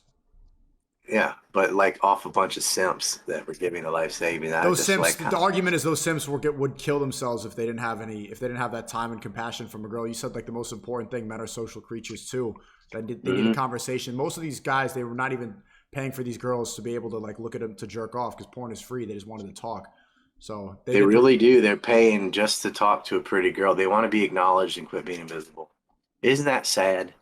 I almost want to start a business that's just like adopt an incel, where it's just uh can they have only friends or something, where it's just girls there dressed normally and ready to talk to you for a little while. I But swear they'd pay for that. you listing all the evil that goes on in the world, that to me, like the only reason that I believe in God and that, well, that I'm actively seeking to find God is because of that evil. Like there must be an inverse, and I don't understand what you think that inverse is. Knowing and you're listing all this evil, what is the opposite? There has to be equal and opposite force. It doesn't have to be. Isn't that the basic laws of physics? No, it's not physics like that. I think there is a opposite force, but it is not equal. Unfortunately, evil has power right now. It will shift over time, but we're in one of the low points. And people really need to organize against this and not divide along different religions and atheism and all that. But like, look, you need to be fighting evil. It doesn't matter what your brand or vehicle against evil is. These are the enemies. They want to divide and conquer. They want to divide you along religious sects. They want to divide you along race, divide you between men and women and gays and straights. Are like, fuck all that stuff. They're killing babies. Like, I don't know what. How can you not have a common enemy there and say, listen, these wars have to end. These war propaganda has to end. It needs to be relentless, not to put sanctions on agriculture. And there shouldn't be a fucking war in Ukraine. Like that, it is now. That was inevitable because they kept attacking the people of Donbass and NATO encroaching in on Russia. What'd you expect was going to happen? But sending these tanks, and then probably they're going to send helicopters and thing after that. It's not gonna. It's just going to cause more death and destruction and mayhem and ruined families and kids without fathers and dead men. And there's nothing good that's going to come out of this. And if the United States wanted the war to end, they could make that happen tomorrow because the entirety of Ukraine's economy and weapons, 85% of their weapons and almost 100% of their money is from the United States. It is a proxy war. They could end it tomorrow, and they won't. And are Americans on the phone calling Congress every day saying to knock it off? No. They're watching Netflix or TikTok or whatever, and they're not paying attention. And they're not going to see them like when suddenly the gas prices are high and you're running out of eggs and there's shortages on this and that, and you're wondering why things are falling apart. It's because you had your head in the sand. These things don't fix themselves. And this is why I'm saying, like, look, uh, don't pray or think God's just going to take care of it. You got to take care of it, right? Like, God gave you the tools. You're supposed to pray to give thanks. You're not supposed to pray for him to manipulate the universe into your favor, right? You're supposed to just be gracious and give thanks. He already gave you what you need to do to get things changed. You're ruining, he gave you free will and a mind and reason. So he already gave you the solution. You don't need to go beg for it. You have it. You're squandering the best gift you have, expecting someone to magically intervene and take care of your problems. And the QAnon people that trust the plan, or it's all in God's hands, and all these phrases, that's to make you passive. They want you to view your religion in such a way where you're a passive spectator, expecting your cosmic babysitter to fix it all for you. And, and he isn't. You got to fix it. You got to be active. Get your head out of your sand, and don't expect like, I'll praise Allah or Yahweh or whatever. They don't need your praise. So what can we? But what do we do? So what do we do? Well, like same thing I'm doing. Okay, you identify the problem. Like, okay, war in Ukraine. We all disagree with the war. Yeah. Okay. Where's all the money weapons coming from? It's coming from the United States. Are there Congress people that are against it? Yeah, there's about 42 of them that refuse to clap and stand. Those people are the ones you got to work with, and you got to say, look, we got to cut off the money, get out of the tanks in this war. There should be negotiations. But I know you're like, well, how are we ever going to reach all these people? We can't get them to act right without the press. There isn't a way till just a few days ago, whatever, where even some people got their Twitter back, but there isn't a way for the people who do know this shit and know what's going on and know all the companies involved and like that big film we just watched. Like, I know this stuff. Uh, get me over there. I can lobby. I know exactly what to say and who to talk to. Now, there are other people like me, but unfortunately, they do everything they can to financially destroy or jail people like myself, right? Well, we got to fight back. And one way is through lobbies. Another way is cleaning up your own backyard and standing up for people, standing up for real journalism. Like everyone right now, like, did you donate to Project Veritas? Like you saw the work they're doing. Would it really kill you to give them $5? You won't even notice it, but they'll notice it because that's in mass. Same thing with myself. If you signed up to my Substack for $6, you're not going to miss it. But I'll be able to do some real shit with that if enough people do it. So when you find a group like Veritas or ANC Report or whatever, support it because they're doing the work. They're finding the stories. They try to get it out. If it wasn't for Twitter, Tucker probably wouldn't have known about it, right? Twitter was the only place they could publish that Pfizer story. Wasn't allowed on YouTube, wasn't allowed on Facebook, wasn't not going to be on TV. Twitter is forcing the other networks to have to cover these things because they're like, why is this on Twitter and nowhere else? So Fox News and some others have to at least give some degree of attention to it, right? And I think that's when you see the people at antiwar.com or whatever, and man, a lot of these journalists that are like really digging in and taking an enormous amount of time finding out all these facts and businesses and deals and digging up all that are financially isolated. I could make a lot more money just dogging on feminists or something than making the Biden crime syndicate, you know? And that's what unfortunately is tempting. It's like a lot of people are like, well, why should I work on what happened with Epstein when I could get 4 or 5 Japanese girls to be cam work and make a bunch of money, right? Like, cause man, someone has to do the political stuff. That's why I appreciate you giving me a platform to your audience about it's sort of not what you normally talk about, to let them hear all these ideas and see what their president of the United States is doing. Joe Biden is a crook and a pedophile and a plagiarist, a serial liar, and Is he I on think Epstein's he's got map? Was he on I think Epstein's he's got island soon? dementia. He didn't go to the island, but he had people come to him, and he's got his own little. Epstein's not the only pedophile ring. Biden's had their own shit going on. So did the Careys. I mean, they're related to the largest crime family in Boston. I mean, they had their underboss of the Boston crime syndicate on their payroll. Wait, These people are really fucked up. Whitey Bulger had a. Are you talking about him? Whitey Bulger's brother was 50% owner of the Thornton Group, which is with Rosemont Centrica and the Bohai Harvest. And yeah, I mean, he was an informant. You know that, right? Like the Carey family, these people, the Cohens and stuff, the mob made it to the top. That's when you said, when they were swearing it in, you were like, this is like a mafia Initiation. initiating. And I was sitting there going, yeah, it's not like that. It is. It's exactly what that is. It's mafia. It's organized crime.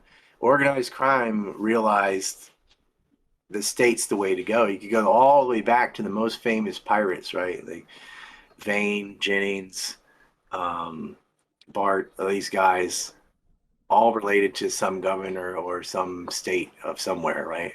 The privateers, all the privateers were secretly financed by the state. Same thing with these terrorist groups. Al Qaeda and ISIS, all these aren't organic grassroots organizations. They are secretly funded by intelligence agencies. And you know that with the Afghan freedom fighters. Reagan called them the freedom fighters. These are state organizations. Officially, the state was like, oh no, we're not arming the Contras. Yeah, you were. You were training them as pilots to bring guns in and out of Nicaragua, and you were giving arms and financial support, logistical support to them to fight the Sandinistas in Nicaragua. For the Somoza family, which had been loyal to Israel for generations and helped smuggle arms out of there to the Israelis to take control of Palestine. It's a long story. The arms market and the human trafficking thing is organized crime, and it's tied to states. And they always use plausible deniability, just like Ollie North got up there and said we needed to have an operation with plausible deniability. So they won't be in ISIS or Al Qaeda or MEK or Baluchistani terrorists or cartels in Mexico, whatever, officially. But they have some intermediary, just like Echo Health, right, was for Wuhan. They'll have an intermediary front company from CIA or whatever that is absolutely assisting in all the garbage below it, right? And that's what our intelligence agencies actually do. They are the drug traffickers. They are the human traffickers. They are the ones laundering money for other illegal means. And FTX was another one of these things. This crypto exchange, what'd they find out? Oh, the Bidens sent all these billions of dollars to Ukraine, who then invested in FTX, who then donated to the Democrats that voted to send the money to Ukraine. It just went in a little circle, right? Same thing that Lockheed Martin did with the Bush administration. They got all these weapon contracts, and their stock went up like 33% or something ridiculous because of the war in Iraq. And they heavily donated to the people involved in lying about the war in Iraq.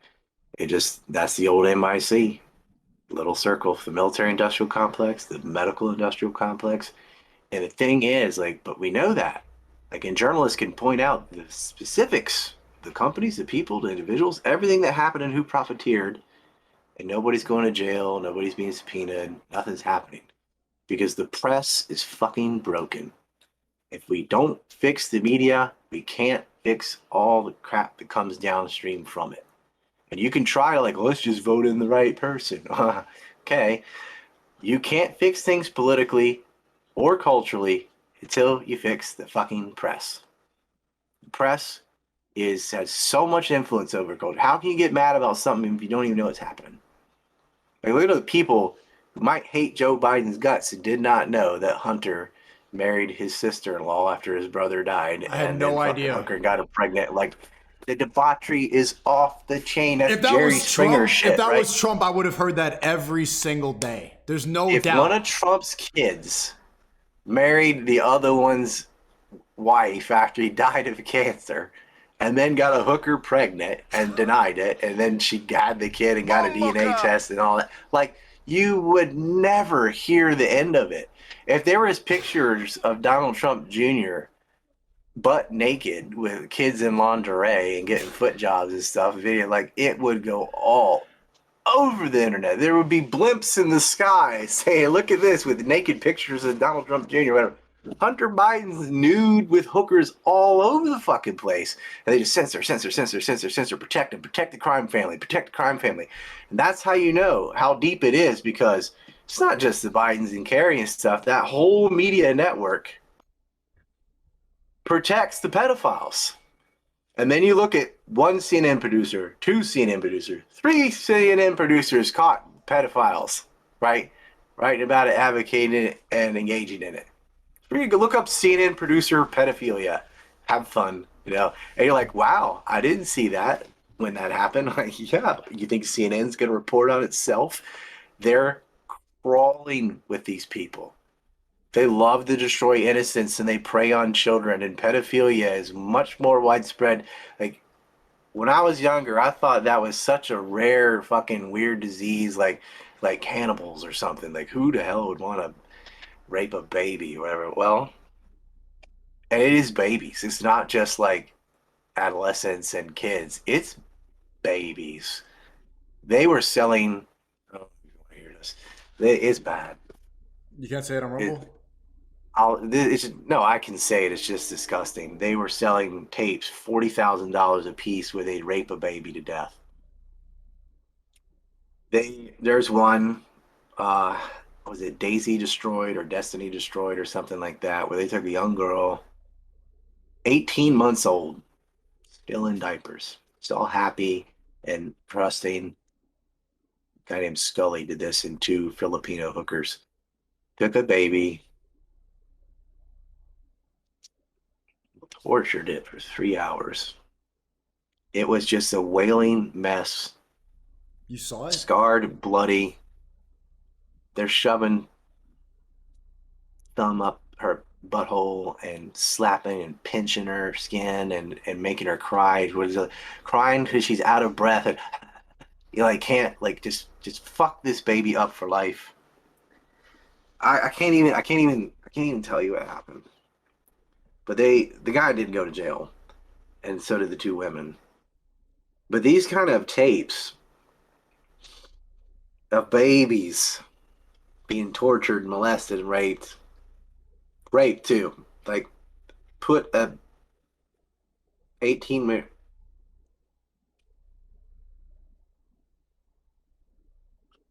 anyway, they'd sell those for 40 grand. You could watch a child get murdered via rape. And you don't even want to know how many people were buying these things. And I have a BitChute video if anybody has the stomach for it. I think it's called A Trip Down Rapey Lane, or How Sick It Gets, or something. I'll find it. I'll give it to Sneako later.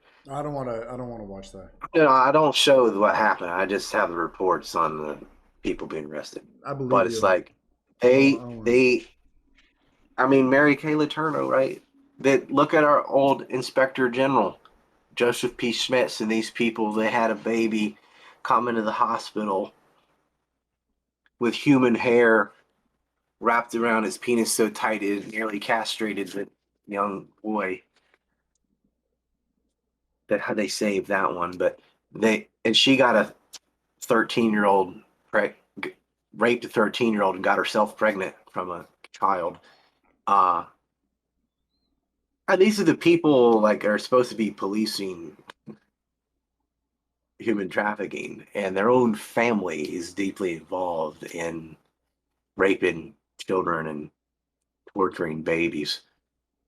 Unfortunately, a lot of the other babies were not saved, and I don't know if you know about the Finders cult. They're harvesting kids for organs, and dude, it's real fucking satanic shit. Like the most evil crap you couldn't even imagine. And Twitter had 290,000 accounts in Giant Ring sharing this shit back and forth And he terminated them all. of kids getting stripped in public and humiliated and just the worst horrible stuff, man. And yeah, Elon got rid of all of them. But Yoel Roth and the FBI, which was all over Twitter to help cover up for the Bidens and stuff. They didn't do shit. And even kids that saw themselves, there's a poor kid saw himself when he been raped when he was like 12, as footage of it now going through Twitter DMs. And he said, that is me, where they raped me. And I've gone through it, and his whole school saw it. Imagine being like 13, 14 years old, and your whole school's watching you getting brutally raped by adults and just laughing and like, look at you, you got fucked. And like, Twitter wouldn't take it down. Even when the victim themselves said, that's me, that's it shouldn't even matter. It's not like, well, what is it, an actor that just looks like a kid? Come on, that's it. I guess you could deep fake on somebody, but that's not what it was. It's real tape of a kid getting raped, and Twitter would not remove it. And people, you can Google that too. Twitter refuses to remove child porn of sex tape victims. They won't do it. And so they finally removed it, but I was like, yeah, after his whole school had seen it and been everywhere, and it's copied and da, they had to move to a different city. You know, it like, and that's still not, it'll still follow them around. They didn't care. That whole trust and safety board was made up of a bunch of weirdos that, you know, now they I'm not gonna, I don't know if you can talk about the trans agenda, what that actually is, but very few people who transition or just feel like, honestly, oh, I think I'd be happier in another body or whatever. It is really, and I'm not saying there is none, but it's very few. It's mostly just child predators, and they're giving children hormone blockers and doing drag queen twerking hour because they don't even have the pretext of reading a book anymore. They just go there and do strip shows, pole dancing and twerking for all age shows. They're sick, but that's how they procreate, is through molestation. And they're obsessed with the child's sexuality because they got to destroy innocence. They're obsessed with having control over them and humiliating people and physically harming people.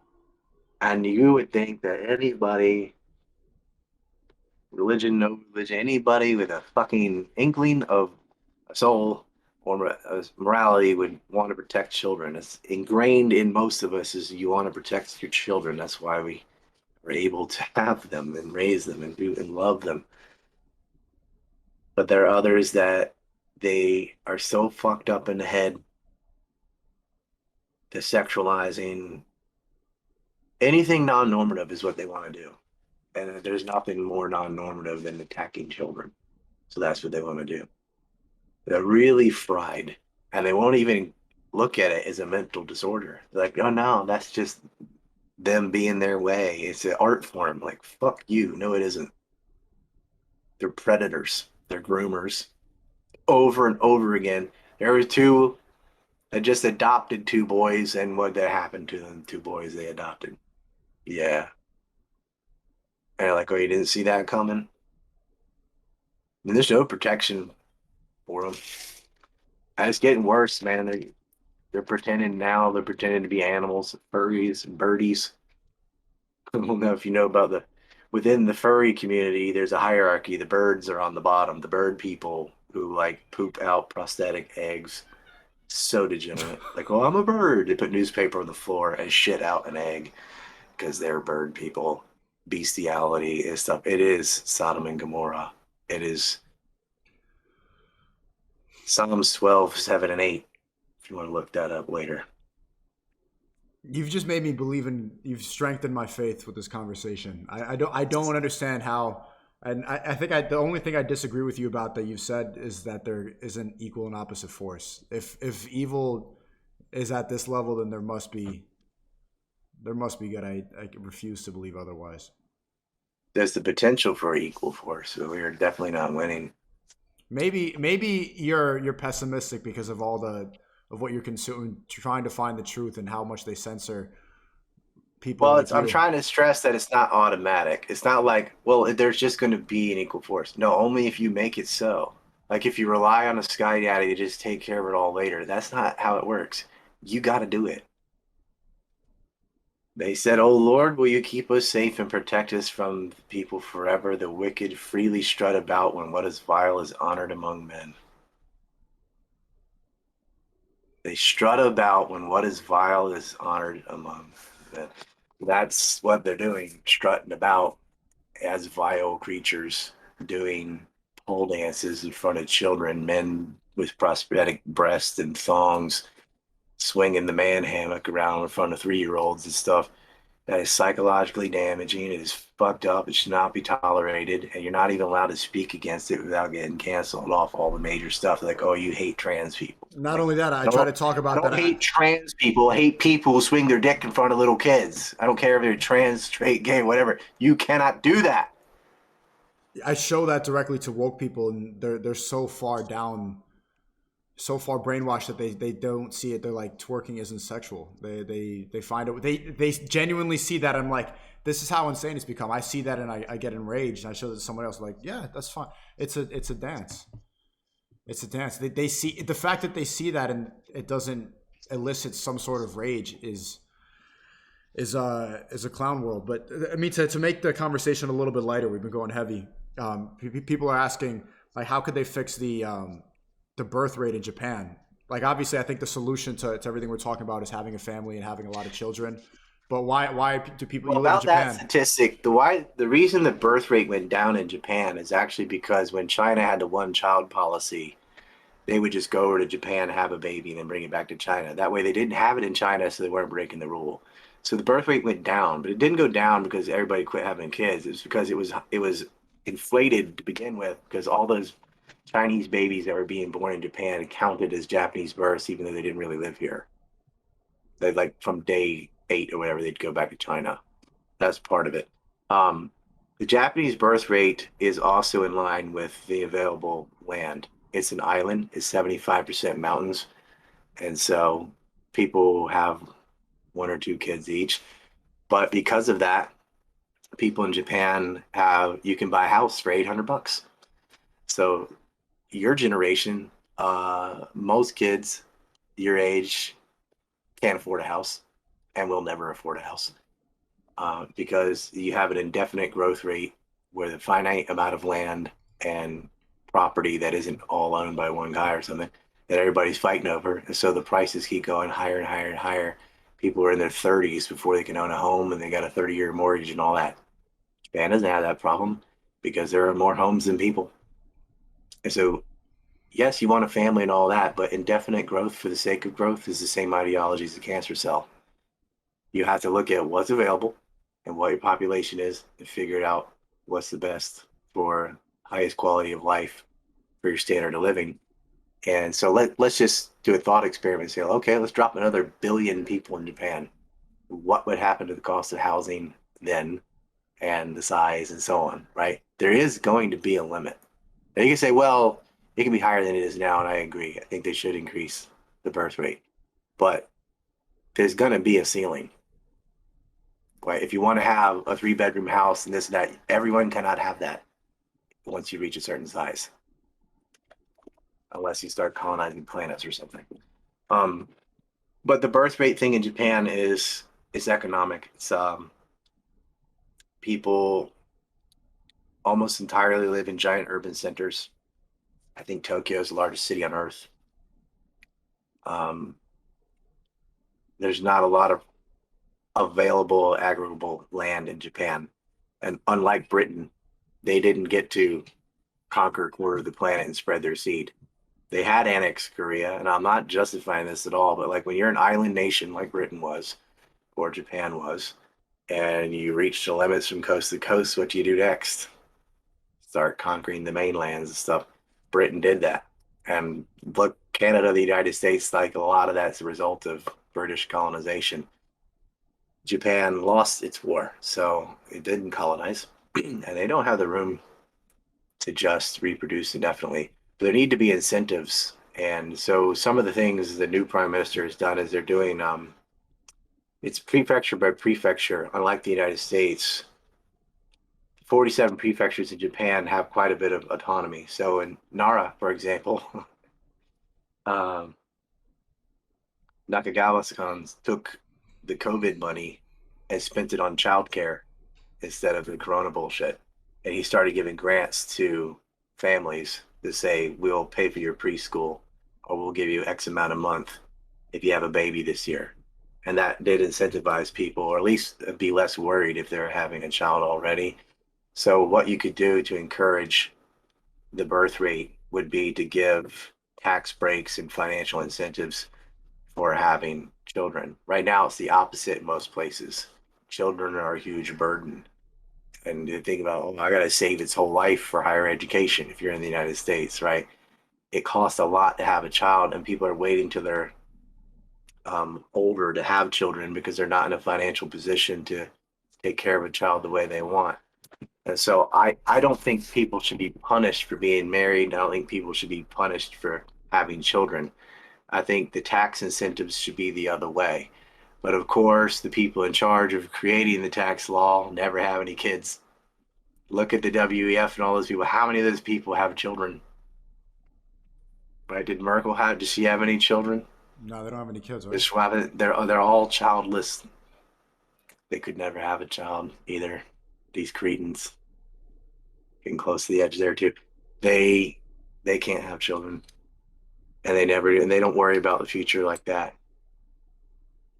But I think tax breaks and incentives, I think a large reason for, I think if you ask people why you haven't had a kid, who, like people who are married and could have a kid, like why haven't you had a kid? It's money.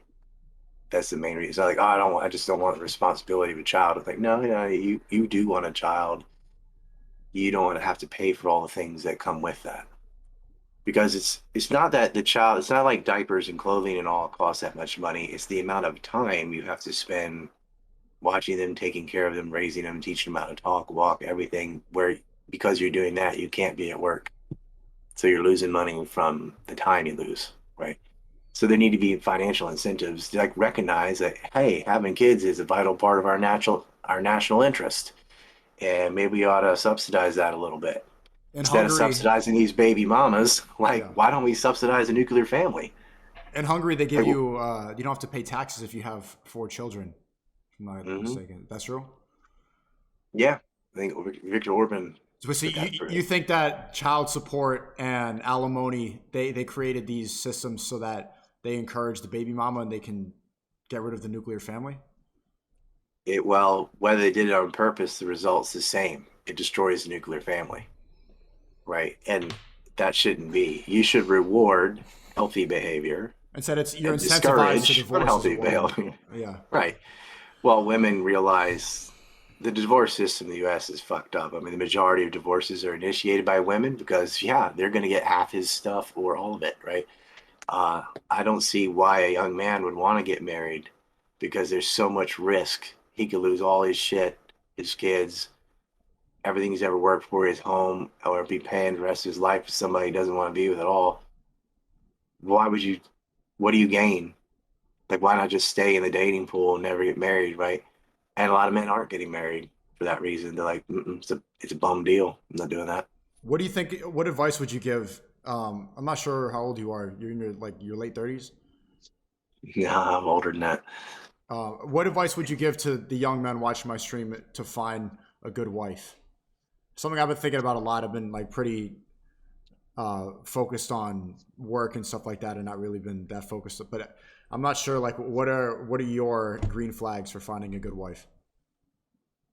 Come to East Asia. I wouldn't put up with it, dude. Like majority of like I said before, the average weight for women in the United States is 170 pounds. It's over. I can't Western stop Civ is thinking about done. that. I just left Las Vegas, and ever since you said that, Ryan, I'm looking around at like I went to the hotel, the front desk people, and they're just heaving, and then everyone I'm looking Yeah. around at all the casino people, and they're all just. I'm looking at every. I can't get that. I wish you never told me that Dude, because I'm 170. for I'm black 170. women, It's black women 180. are 186 pounds. That's That's that's my goal weight, and I'm 6'2". that's the average. And this is 5'4". 5'4", 185, 186 pounds. That's fucking behemoth size, and that's the average. The average in Japan is 116, which is like supermodel level in the US. 123 is good there. 116 is the average. The average of like 22-year-olds in Japan is going to be even better than that. Like, I'm telling you, it is a night and day difference. And Korea and all is the same way. Like East Asia, girls are feminine, they're thin, they're smarter, they're just better on every measuring stick, except you're going to have a different language, which I don't know if that's bad either. You speak Kidding. Japanese? I do. But like you can, if you spoke a language, or maybe they could speak English or something, or you meet halfway, your life can be so much better. Well, let's be They're realistic. just that. I'm not going to tell you why. I won't say my preference, whatever, but they're more educated. They're not into this feminist shit. They support nuclear families. They're feminine, nurturing, caring. They're not this boss bitch mentality. They haven't been poisoned by crap media.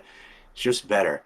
But realistically, you're not going to come all the way over to East Asia whenever find a That's what I'm saying. wife Because or a lot of something. people, If you aren't gonna be you're able a to lot handle of fun. guys, you got to compete for a bunch of queen bees because like if a girl, let's say she's like 25 and she's not fat, she's like a fucking hero, right? You got all these guys competing over the few skinny girls, and they're not even adding other attributes. It's not like, oh, she's intelligent and fun and good sense of humor. Like none of that. It's just like, hey, there's one that's not fat. Amazing, right? And so she's got all these suitors to pick from, and she's gonna get a top 2% dude because just by birth, it doesn't even matter. She could be a fucking idiot with no job, whatever.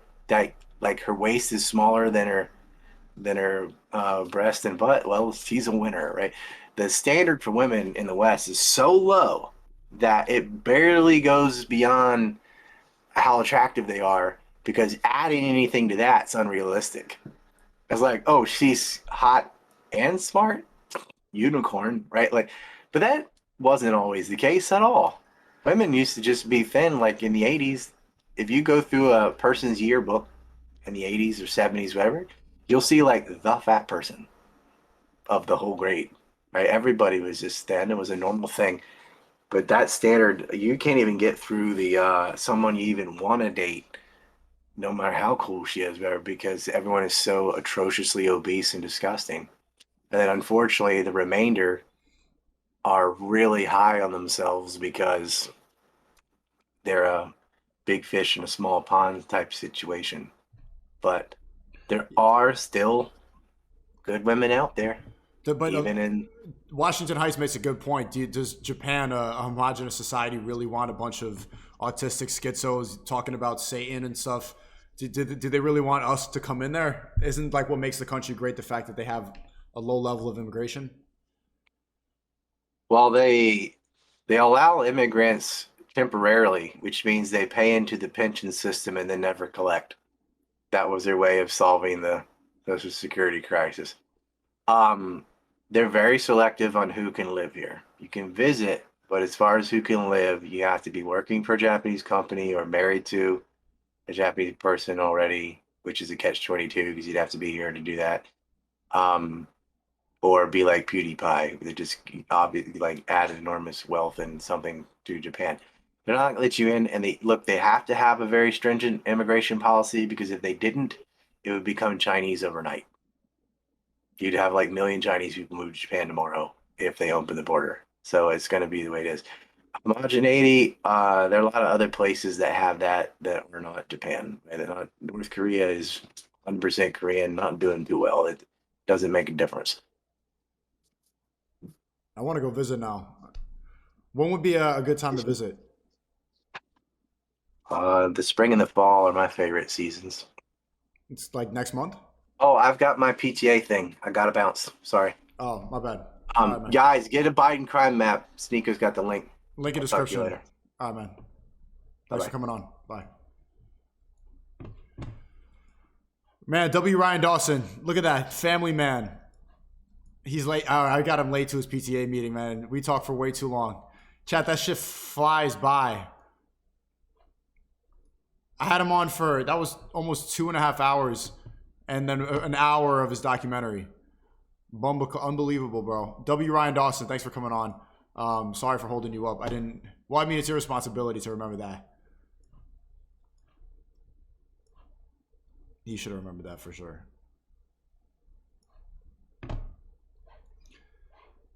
Chad, I want to keep doing this like once a week. Beyond W stream, bro. That was something else, man. ANCreport.com. Link in description. Link in description to the Biden crime map. If you want to go purchase that, support a real one.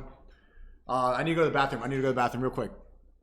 Check. Stop simping for 5 seconds. BTR, that was dope. Keep it coming. Yeah, bro. I'm going to have them on once a week. And it's people in the chat. I was reading all the Rumble rants. I wasn't able to answer all of them. Someone said it's very clear why Destiny doesn't want to debate him. Look, we have all the same talking points. I agree with every single. I was even talking about them eating babies on emergency meeting on Tate's speech. We have all the same talking points, but he's way more articulate. He has everything to back it up. He can go nonstop. When I talk about this stuff, like, you could push back like after 3 or 4 questions, and then like and then I need to think. He's like a human encyclopedia, chat. It's unbelievable. He could just go.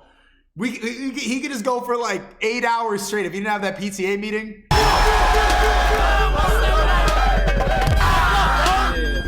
That's it. Your job?